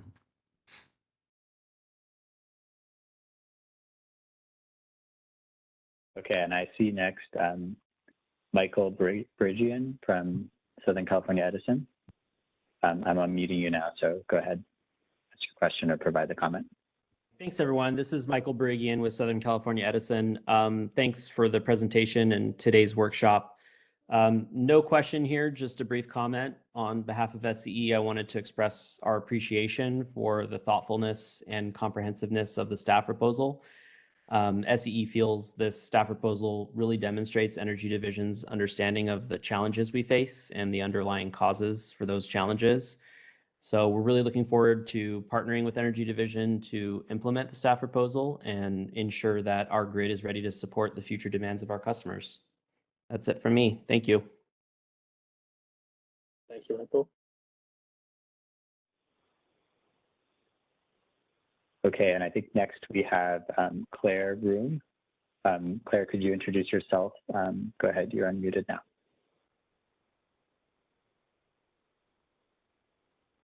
Bay Area. And I'd also like to echo thanks to the staff for tackling a really complex issue, which is really important for moving us forward to a high DER future. And I particularly like the concept of emphasizing bridging strategies, which can explore DER flexibility and its ability to get appropriate investment, but also minimize unnecessary investments in grid infrastructure. And so I would sort of like to counter Doug Carper's comment endorsing DIDF, because I think in this case, the staff has it right. It's an enormous bandwidth commitment on the part of stakeholders. And I would be quite interested in seeing what's the payoff? Yes, there has been some postponement of investments, which is really great for ratepayers, but at a huge cost. Whereas I think the potential of high DER, if it's done correctly, to use demand flexibility, load management, appropriate location of distributed generation and storage to avoid unneeded grid infrastructure investment is very real. And so I encourage you all to explore more forward-looking strategies. Just the recent DGEM study by the Office of Public Advocates showed, enormous potential just for managed charging. as I'm sure you're aware. And secondly, I'd like to endorse Pam Hunt's suggestions. And Gabe raises a really interesting issue about coordination across multiple relevant proceedings. And I do think trying to delineate ways in which the staff proposal and the efforts in IDER can really be forward-looking, well coordinated with other proceedings, but not inappropriately constrained. So specifically with the ICA data, I'm very interested in, is there appropriate oversight for accuracy of ICA data? We know there's been problems with that in the past. Secondly, access to ICA data, both in terms of looking toward automation, but also looking toward format and accessibility. You know, you've done a lot of this from the perspective of the utilities, but what are your thoughts about ICA access data on the ICA being available to, for example, third parties? So anyway, it's an exciting time, and I congratulate you and look forward to where the effort is going. Thanks.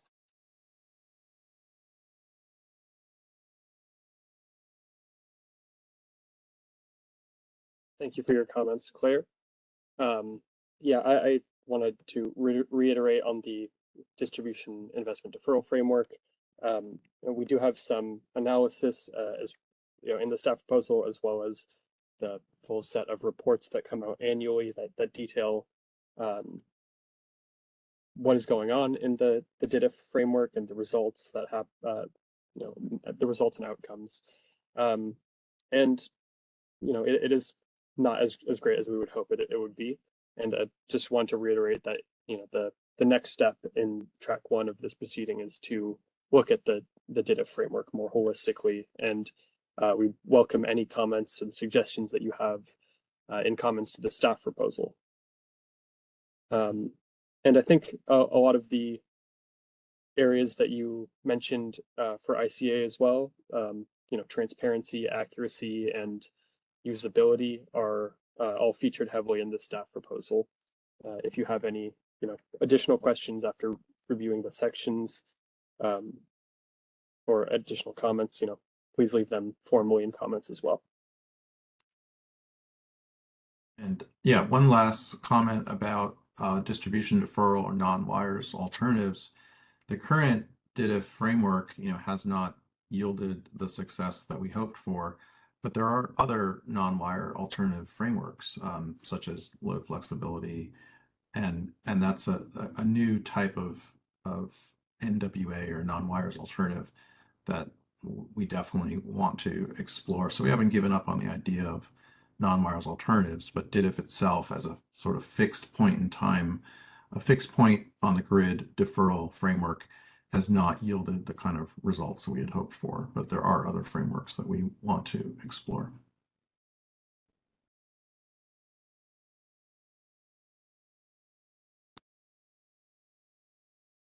Great.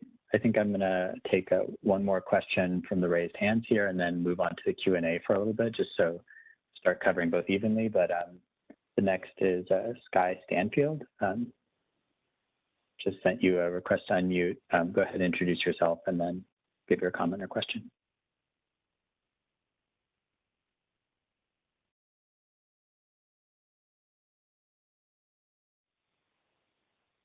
Oh, Sky, it doesn't sound like we can hear you. And actually, I'm seeing on my end, it looks like maybe your audio isn't connected. So maybe if you can sort that out, we can get to your question later. I don't know if you can hear us.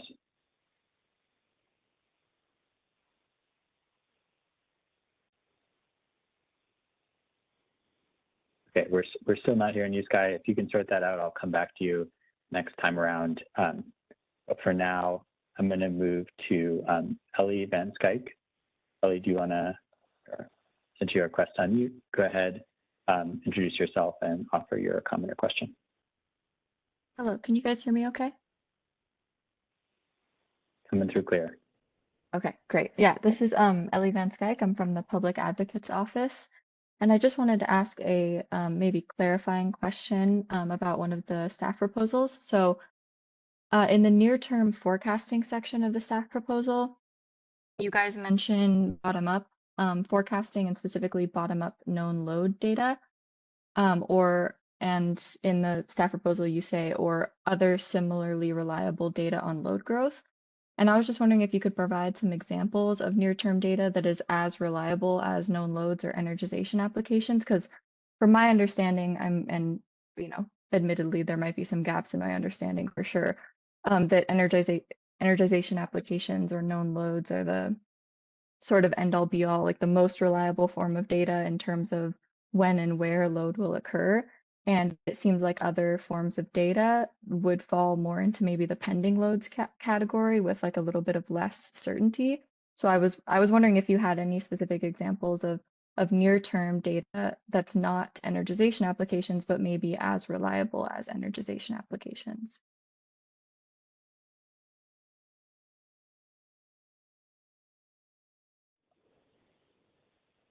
Sure, thank you. I'm sure, I think Tyler, you might want to jump in on this one too at some point, but to get us started, I think just to note that one of the reasons we left that a little more ambiguous was because we wanted to leave it a little open to whether pending loads or maybe some types of pending loads might also be reliable enough to make it sensible to sort of justify it going beyond the IPER amount.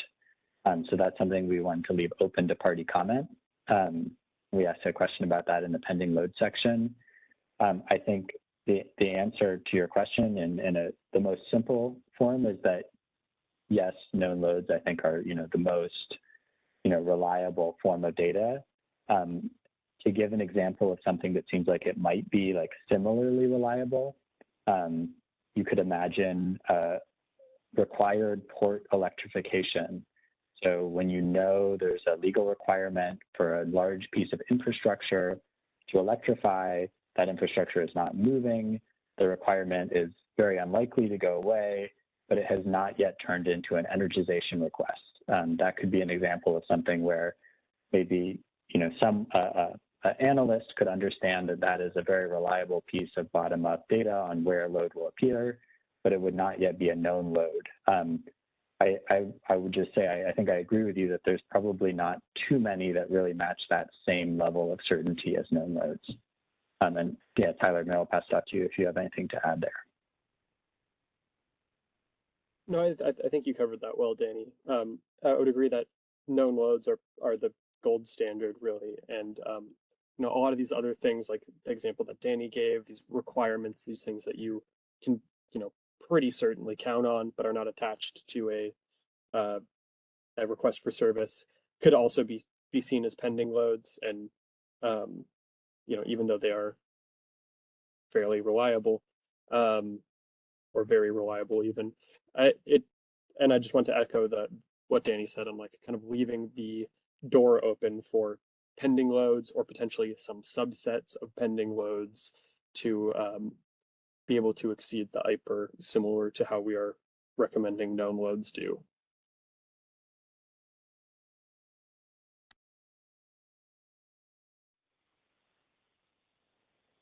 Okay, I'm going to move on to some questions from the Q&A, and I'll just either read them or sort of give a brief description. Anyone, if you would like to follow up or feel like I haven't captured your question quite right, feel free to raise your hand and jump in. But the first question I see here from, I think about 40 minutes ago is from Diane Moss on consideration of hydrogen trucks and hydrogen truck refueling. And just to give a quick answer there, I think that yes, thanks for pointing it out. And I think, we're just thinking through the distribution planning process. We're trying to think of all sorts of potential large new loads that might be showing up, including both hydrogen and EV trucks and trucks sort of charging or fueling stations. The The next question I see here is from Stephen Moss, and I'll just read it. The SCE and perhaps other ICA maps and map layers only display one min-max value per day. However, with the need to implement limited generation profiles in recent Rule 21 resolution and to better achieve a high DER future, hourly value in the ICA maps are necessary. Are these currently available, and if not, when will they be? I'm going to maybe just flag that for Raymond or Stefan, if you want to jump in. I know there's some discussion of this in the proposal. Those are currently available. You do need to, I believe, depending on which utility, download those separately. They're not really hourly. It's 288 values. So you have one value that's the maximum for 24 hours for each month of the year. So 24 times 12 equals 288. And then one value that's the minimum for the same thing. And within the staff proposal, there are a number, to I think Claire's point earlier as well, there are a number of recommendations to attempt to improve accessibility of these data and similar data from the ICA and other data portal maps.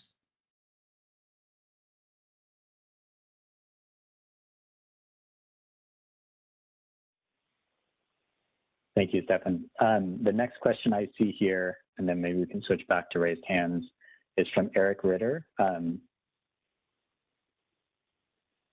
Tyler, I think, there we go, yeah. From Eric Ritter, what efforts are in place to better align Rule 21 interconnections and Rule 29 energization so they can be considered together? Are we making unnecessary grid updates through Rule 29 because Rule 21 interconnections are coming on the grid simultaneously? Maybe I can open this up. I'm not sure I have a great answer to this question, although I do think, you know, as noted in the distribution planning process, there's you know, an understanding both that new DERs will come onto the grid and that potentially new loads will come on. I think once we get into specifically energization requests through Rule 29 and through Rule interconnection requests through Rule 21, we're maybe a little bit outside of my expertise and what we're talking about here at the in the staff proposal. But hopefully I can pass it off to one of my colleagues here who might have a better answer for you.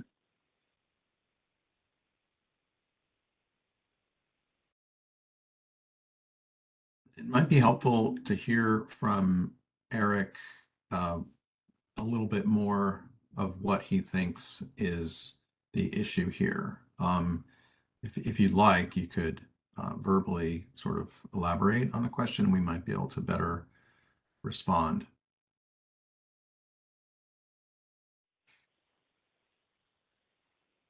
Eric should be unmuted and ready to go. Great. Can you hear me? And which organization are you with as well? I'm with the California Energy Commission, work on the EPIC program. My team currently has a portfolio of projects that are deploying solar and storage solutions alongside charging infrastructure for medium and heavy duty electric trucks. And you know, the process to interconnect those the solar and storage solutions is considered entirely separately from the process to energize the chargers. And just, you know, concerned that we're, you know, paying for upgrades to the distribution system to support you know, all of the charging needs when there's large solar and storage solutions that are going in at the same time, and they may not ever actually need that much power from the utility. And you know, it goes along with the proposal to use more, you know, the known and pending loads. Are we, you know, considering at the same time, are we considering known interconnections and pending interconnections? And are we kind of aligning that the distributed generation that's going on and the load profiles of that with the expected load profiles of the new loads. And just in general, just interested in recognize the need that we're going to need to, accelerate some of our spending to allow more transportation electrification, but would like to further explore opportunities to strategically site distributed generation alongside of that, to both accelerate deployment of these chargers and also mitigate the need for ratepayers to be funding some of these upgrades. Yeah, thanks. That helps. That's a very challenging issue you're bringing up, and it's challenging because we have different proceedings, looking at different facets of the interrelated processes. So we have the Rule 21 handling generation requests, and then we have the energization timelines proceeding, looking at how can we speed up the energization part of loads that are coming on from electrification. And then we have this proceeding looking at the upstream capacity and how can we improve planning to enable the energization to proceed normally, as Danny said. But on top of that, then we have the smart inverter operationalization working group report, which identified some new use cases that really raise the question of how do you handle resources that have both load and generation attributes combined. And I think that does kind of push the boundaries of what our current regulatory process is set up to handle. So I think you're onto something really important. It was raised in that report, and wasn't explicitly addressed, in this proposal. We definitely would welcome comments on it, but we'd also welcome thoughts about it in response to the smart inverter report when that set of ruling questions goes out. So definitely want to acknowledge it's hard to tie all the seams together because there's a lot of cross proceeding issues. But thank you for raising it. It's definitely an important challenge to try to address. Great, thanks.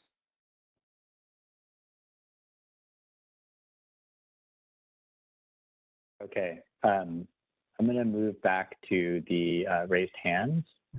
And I think I see some, well, I'll start. Sky Stanfield, it looks like your audio is connected now. Hopefully this will work this time. I just sent you a request to unmute. To introduce yourself and ask your question or provide your comment. Can you hear me? Yeah, we can hear you. Yeah, great. Sorry for the audio issue before. Hi, everyone. This is Sky Stanfield. I'm with the Interstate, or here on behalf of the Interstate Renewable Energy Council, and I want to thank the staff for all the work that you guys have done on this report. My question relates to the recommendations regarding the ICA. The report does a good job of confirming and documenting the issues with both accuracy for the load ICA as well as for the generation ICA. The report both looks at comparison data from the GNAs and looks at comparisons with interconnection studies to reach the conclusion that there seem to be significant either accuracy or conservativeness in the ICA. But my understanding from the recommendations is that there's a number of good recommendations for improving the data portal in terms of the way the data is accessed and viewed, but that the primary recommendation about the underlying accuracy is to simply monitor both through the electrification reports and the interconnection timeline reports, sort of a comparison between the ICA values and the interconnection or energization studies versus providing specific actions from the utilities or recommendations on how to actually improve the ICA accuracy.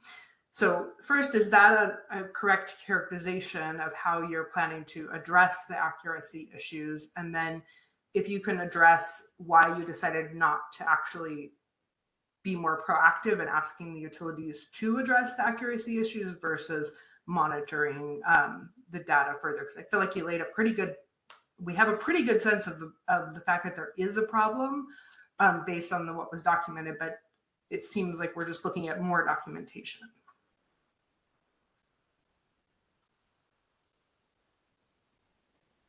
Well, thanks, Sky. Thanks for your comments. And I do think that there are ongoing activities to improve the accuracy of the ICA, and there have been efforts by some of the utilities to improve the accuracy.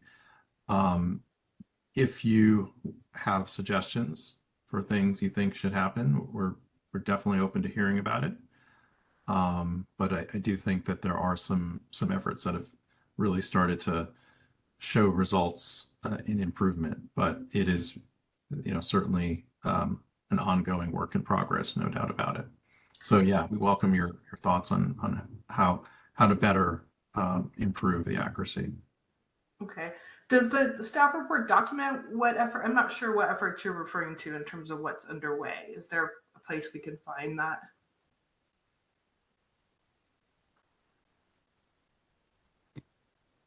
There are annual reports that the utilities file about their improvements, and I think there was an issue that was uncovered some months ago for Edison's ICA, and they did a refresh and upgraded their computing to be able to improve accuracy. And then I think each IOU is on a time frame for upgrading their ICA methodology and improving its accuracy. So I know it's not going as quickly as perhaps you'd like to see it, but there are efforts underway. Okay, thank you. Should probably, if in the future, if we get a question on a specific set of slides, let's just go to those slides. But I think we're finished with that one.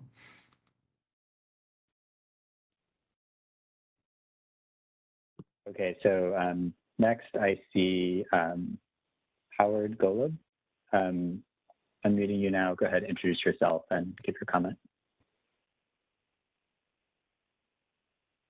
I've raised, I'm speaking on behalf of the Port of Long Beach, and my name is Howard Golub.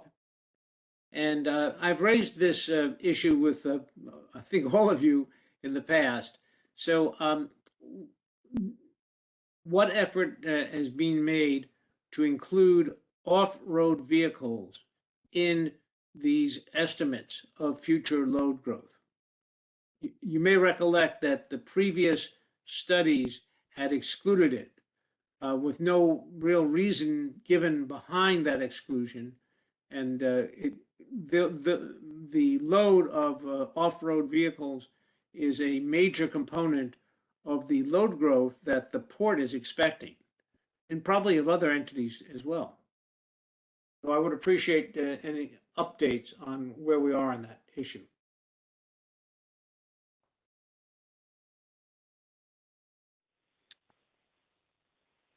Yeah, I think there's a couple potential answers there, and maybe others can jump in after me. But I think first, the pending loads category is supposed to open up space for bringing that sort of consideration into the DPP earlier on. And I think, like the example I gave earlier, right, a big port, especially a port that has, more legislated or defined electrification plans, I think, like the Port of Long Beach, would be a key sort of, I would say, clearly applicable input into something like a pending loads.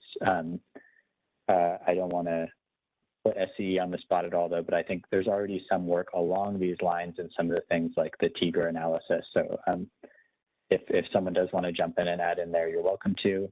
But that is one of the goals here at this pending load category, even though it's not aimed at off-road vehicles, is allowing, a sort of proactive planning framework that really looks into what is going to be needed at certain places and comes out with a pretty confident answer, to make its way into distribution planning.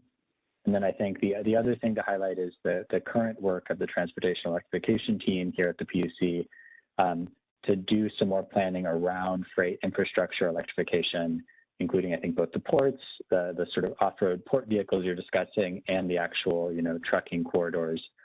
I won't say I have perfect knowledge of that, but I believe they're considering these sorts of things as they develop that planning work. Well, I don't want to put Edison on the spot. You said that, but this is really an important issue. The port has retained its own consultant, and who issued a report a few years ago that estimated electric load growth at the port will be between 4% and 17% per year, every year. It's basically 4% would be if we don't achieve any of the goals that we've set for ourselves. So I think it's going to be much higher than 4%. And we really are desperately in need of electrical infrastructure from Edison to serve that load. This is really a critical issue. And I do believe it applies for others. I mean, we're talking about off-road vehicles. That includes vessels, yes, but which is unique to ports, but it also includes railroads. It also includes cargo handling equipment, such as forklifts, top loaders, and so forth, which we have a great deal of, but also a lot of other entities have a great deal of those cargo handling equipment. So we really need to get this into the planning process. And I would appreciate anything you can, guidance you can give us, firm guidance you can give us on how we can do that. Yeah, thank you, Howard. I think I also saw Devin Rouse from SCE raise their hand. I don't know if you want to unmute and jump in here, or if you have a question for later. Yeah, no, I was going to respond. Don't mind being put on the spot on this one. So yeah, you guys are spot on. This was one of the inputs into our TE grid readiness assumptions.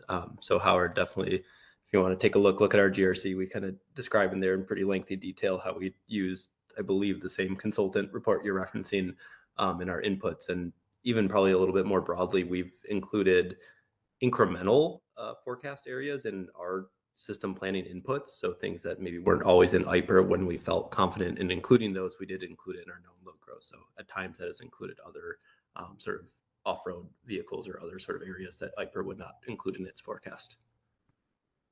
But appreciate the comment, Howard.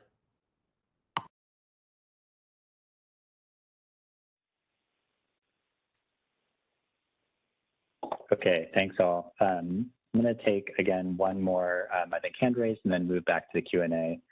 And so Colin Smith from LEAP, I'm going to unmute you. Go ahead and introduce yourself, then go ahead with your question or comment. Smith from LEAP, we're a demand response aggregator. And I wanted to ask about, kind of going back to the ICA question, or ICA focused questions, how dispatch profiles and demand response or distributed energy resources are factored into calculations of available load or available hosting capacity. A lot of these resources are enrolled in programs like DSGS or RA, where they'll be dispatching at certain times of the year, times of the day. Are these sort of, and these are kind of known dispatch profiles, at least to CAISO or just specific entities that run those programs. Are these worked into the determination of hosting capacity and needed grid upgrades at the distribution level? I think we're going to have to look into that one and get back to you. Probably would help if you could send us your question in writing. It'll help us best respond to you. But thanks for asking it. We'll have to get back to you on that one.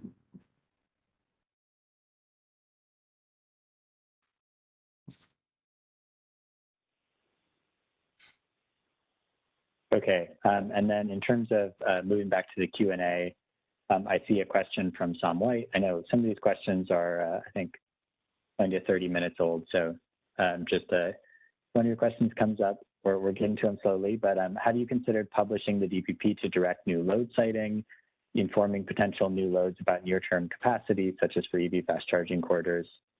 I'll just note that I think the main results of the DPP in terms of where upgrades are happening are published through the GNA and the DDOR. I think the ICA is also an attempt to publish, you could say, like some of the underlying results. For example, there not being a need for an upgrade in an area because there's still capacity. And then I think, as I noted, there's also some efforts underway by the transportation electrification team to do some planning, especially around these sort of corridors, and you know, both publish those and get them to be considered in the DPP. So I think a number of the things that you're pointing at there are being considered and are certainly interesting areas to pursue further. I don't know if anyone else wants to jump in there before we move on to the next question.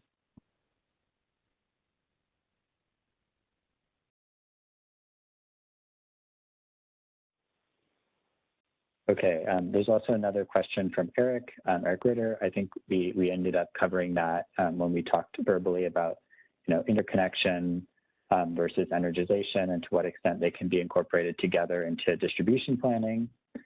I also see a question from Richard.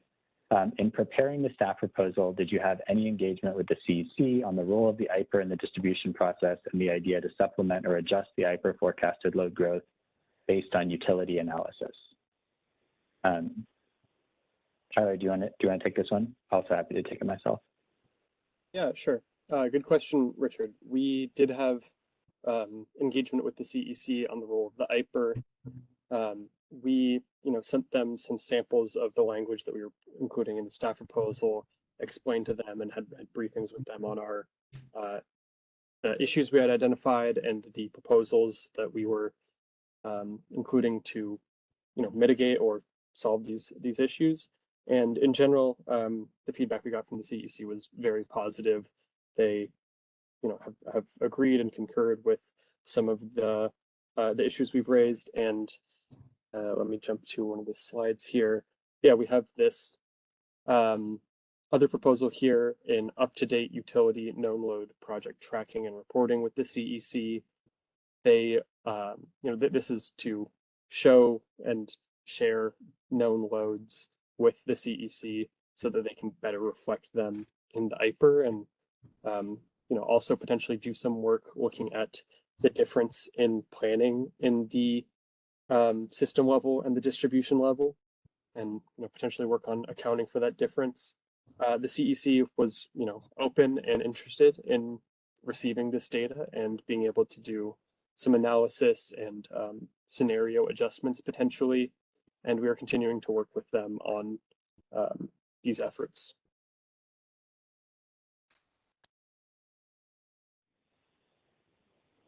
Thanks, Tyler. The next question here is from Sam White. Have you considered advanced order scheduling for future delivery of equipment to reduce supply stream delays and backlogs? And I can take this one and just say it's something we did consider. I don't think we wrote it explicitly into the proposal, but part of the goal, and I think it's on that slide on extending the planning horizon, part of the goal in extending the planning horizon, but also improving the longer term and midterm forecast so it better reflects what we actually expect to show up at that time, is that it would allow better, you know, advanced ordering of equipment, advanced planning for workforce needs, and some of these sorts of issues that can crop up and delay a distribution capacity project in that execution phase. So there isn't any explicit proposals, I don't think, beyond that. And if you did want to bring something up or frame something there, feel free to add it in your comments and we'll look at it. But it is definitely something we considered, and we approached it through trying to, you know, get a better picture of what would be needed as early as can be.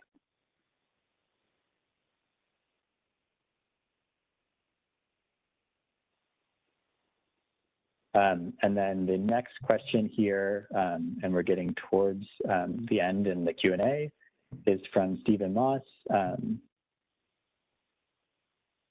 Okay, I see this is more of a comment. I'll just read it. I'm not exactly sure what it's in reference to, but saying that dovetails, some of the things they've been hearing dovetail with the need to better collaborate with local governments on their DER investments, as well as attached grid deferral value.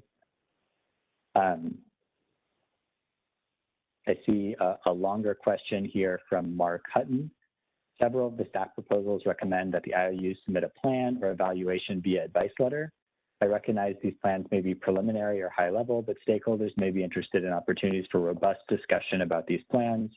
Does Energy Division anticipate that the advice letter process will be the primary mode of stakeholder engagement, or will there be other opportunities outside the advice letter process? For example, staff proposal 3.2.5 explicitly recommends a workshop. I'm happy to take this one. The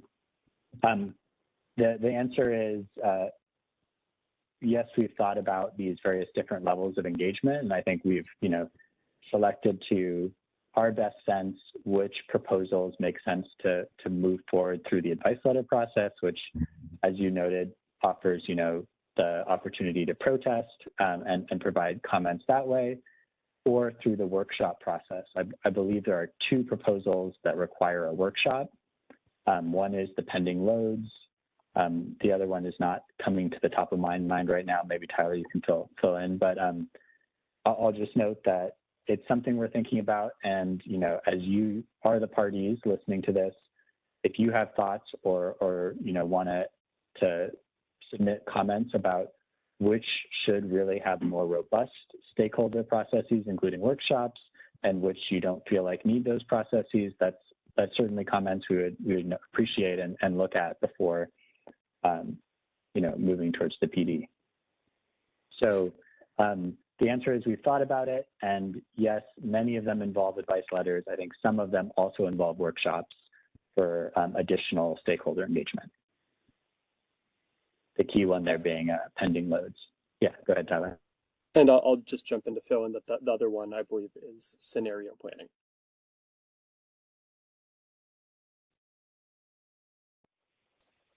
Thank you. And then I see one more question in the Q&A from Sam White. May actually be more of a comment here. I'll read it quickly. Load mitigation and flexibility is a critical grid operation and planning factor, but limitation in program enrollment and dual program participation severely inhibit their use in the distribution planning process. As you have experienced in DIDIF, addressing this for aggregators should be a priority for staff consideration. Thank you for that comment, Tom.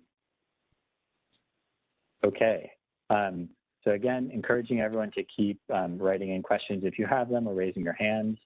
I see two raised hands I'm going to switch back to. And I think both of these people have spoken before, so maybe your hand's just still raised, but I'm going to call on you again. First is Claire Broom. I'm unmuting you now. Not sure if you have another question, but go ahead, or just let us know that you just left the hand up. Left hand up. Apologies. All good. Okay, and I also see Ellie Skyke. Your hand is still up. I'm unmuting you now. Go ahead with a question or comment, or if it's from before, just let us know. Yeah, hi. I actually do have another question, and I realized in answering the last question that I didn't take a moment before to thank you guys for all your work. I really do appreciate the staff proposal, and it's been really interesting and intriguing to read through all of the different information that you've provided. So I wanted to ask a question about the cost recovery aspect of one of the proposals, and in particular, there was discussion about supplementing the GRCs of the IOUs with new content or internal analyses or studies. And I was wondering to what extent these would be allowed to be submitted after GRC filing, and if so, what kind of framework do you have in place for thorough stakeholder review? Because right now, interveners and stakeholders have robust opportunity to review the GRC filings, and with supplemental analysis, if it were to come in post-filing, how that would work in terms of stakeholder review and input.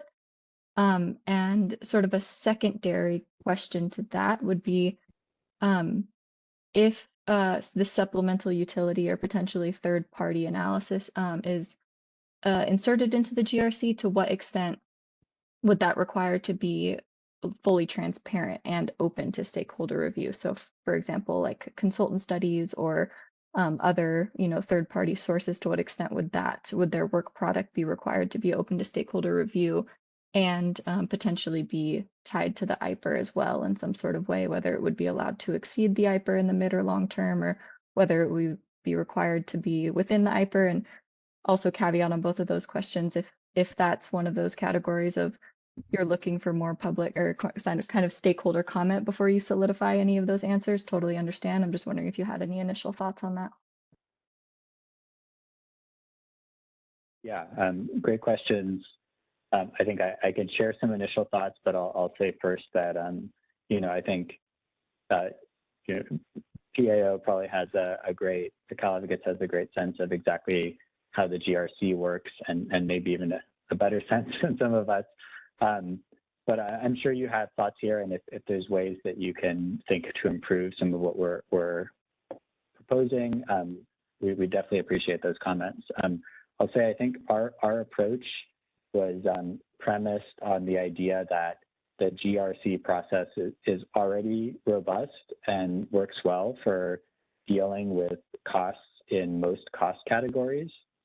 And so it should be all right to remove some of the requirements that were put on that GRC process from, I think, the prior proceeding to this one in that 2018 decision.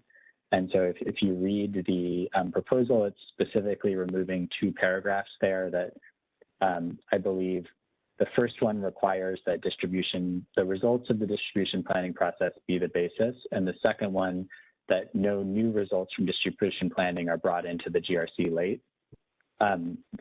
My guess is that the GRC already has a way of limiting or at least handling anything that would be brought into that process late, and preventing, making sure it's transparent. I think you at the PAO may understand exactly what goes on there better than me, but so I do think there are limits there about how that stuff could be brought in.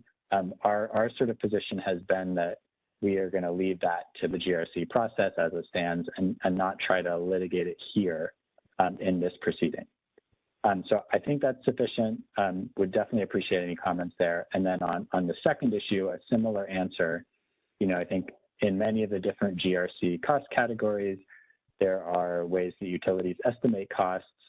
I don't think it's normal for there to be a requirement from another proceeding that they be estimated based only on a certain limited set of data. And I think given that, part of what we've shown in the staff proposal, I think, is that, to say it one way, the 2021 GNA DDOR is probably not a very good estimate of exactly the needs in 2024 to 2027. Those are years, 4 to 8. Anyway, this data that we actually are using as the base right now is not necessarily the best data to use. And so it's pretty sensible, I think, from our perspective to take away that requirement. And again, I think just return to what is more of a standard GRC process in which within the GRC, through comments between parties, the utilities would make a proposal based on all the data they have available, and that would be vetted and sort of, decided through the standard GRC process.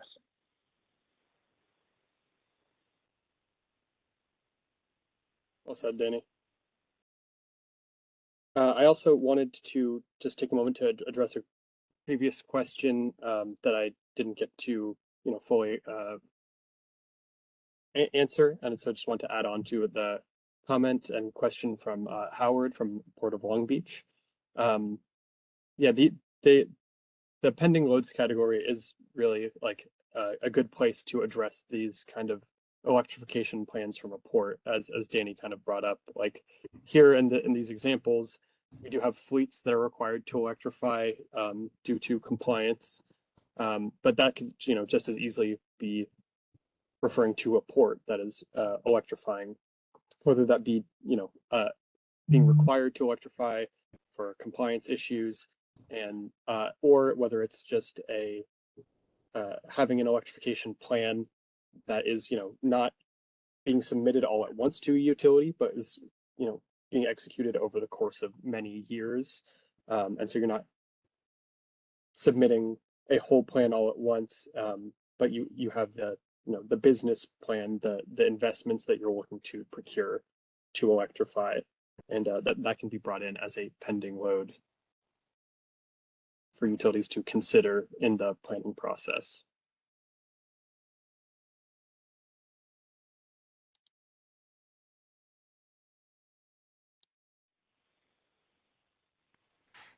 Great. Thanks, Tyler. I see as of right now, no new Q&As in the Q&A panel and no new raised hands. So I'm going to give about 5 seconds for anyone else, again, to raise questions, ask about the various proposals or issues or analyses that we presented, to provide comment. Otherwise, we can move on to the next section, I think, and about 20 minutes early. So we've got the time if you do want to raise a question or provide a comment.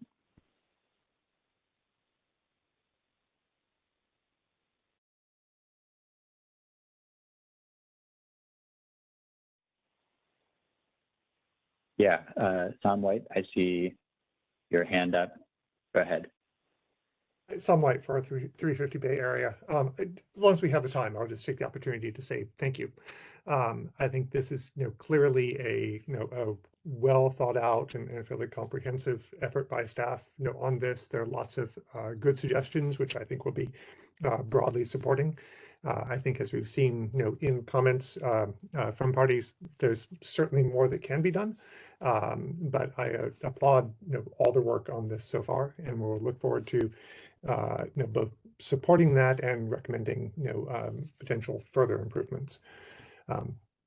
It's also worth noting in response to some of the other comments that issues like the ICA, which is in a different proceeding, that's been more than 10 years in coming. It was more than 5 years ago it was rolled out. We were heavily involved in trying to correct the problems with it there. That has been slow, as many of these things are much slower than we would hope they would be. I think perhaps part of distribution planning would be planning on things taking longer than they really should and building that into the process. Yeah, we'll certainly have more to say in comments, but again, thank you. I think this is a very positive step forward.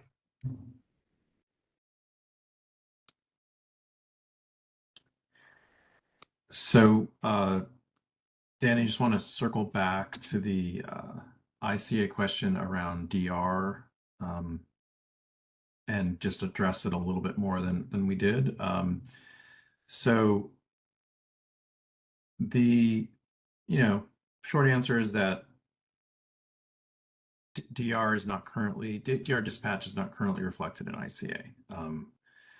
It's a historic look back at the last 12 months of load ICA. It's transitioning to a forecast, but incorporating something as variable as demand response dispatch into a forecast is certainly not an established methodology that we have, but it is something that could be looked at in the future.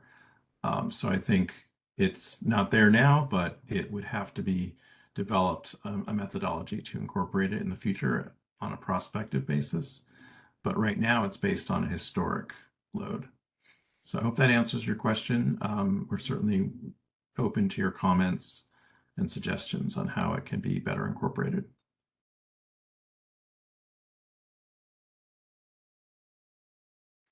Thanks, Gabe. And I see one more, and I'm going to just say final question or hand raised from Tam. Tam Hunt, I just gave you the unmute. Go ahead. Yeah, Tam Hunt, GPI. Just a final reflection on the ICA piece and Rule 21. And we're still thinking through our recommendations on this, but I'll just share this.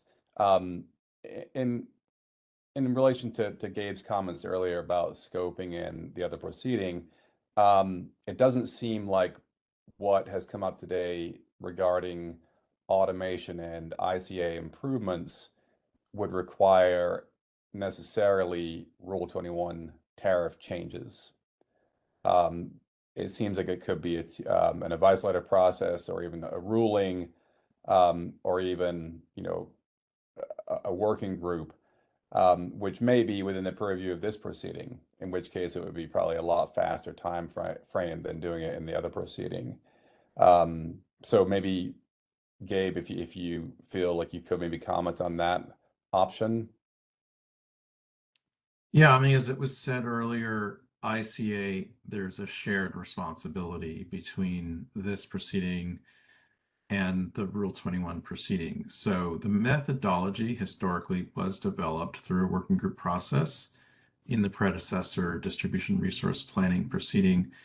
And then when the methodology was finished and the ICA maps were first rolled out live by the utilities, there was a handoff, if you will, to the Rule 21 proceeding, which governs the interconnection tariff, to then try to take that methodology and determine whether it could be incorporated into the Rule 21 tariff to streamline some of the screens and speed up interconnection. And so they did change some of the interconnection proceeding and developed a way to incorporate ICA into Rule 21. That said, if we're trying to make ICA better, the methodology still seems to sit within this proceeding, but changing the tariff seems to continue to be within the Rule 21 proceeding. So that's a challenge. I admit that, because it's hard to get two proceedings to work closely together. But that's kind of the way it's currently set up. If you have ideas on, either to move it entirely into one or the other, we're certainly open to that. But that is one of the challenges of the way this is structured. But we're open to your ideas if you have one today or in your written comments.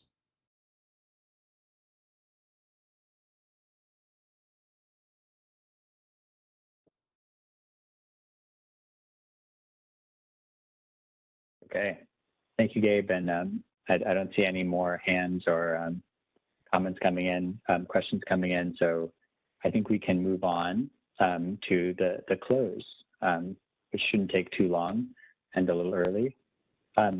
Just reminding all the parties, I think you probably saw the extension request approval that went out, or the extension granting that went out, but comments are now due May 28th. So there's a good amount of time to read through, process the material.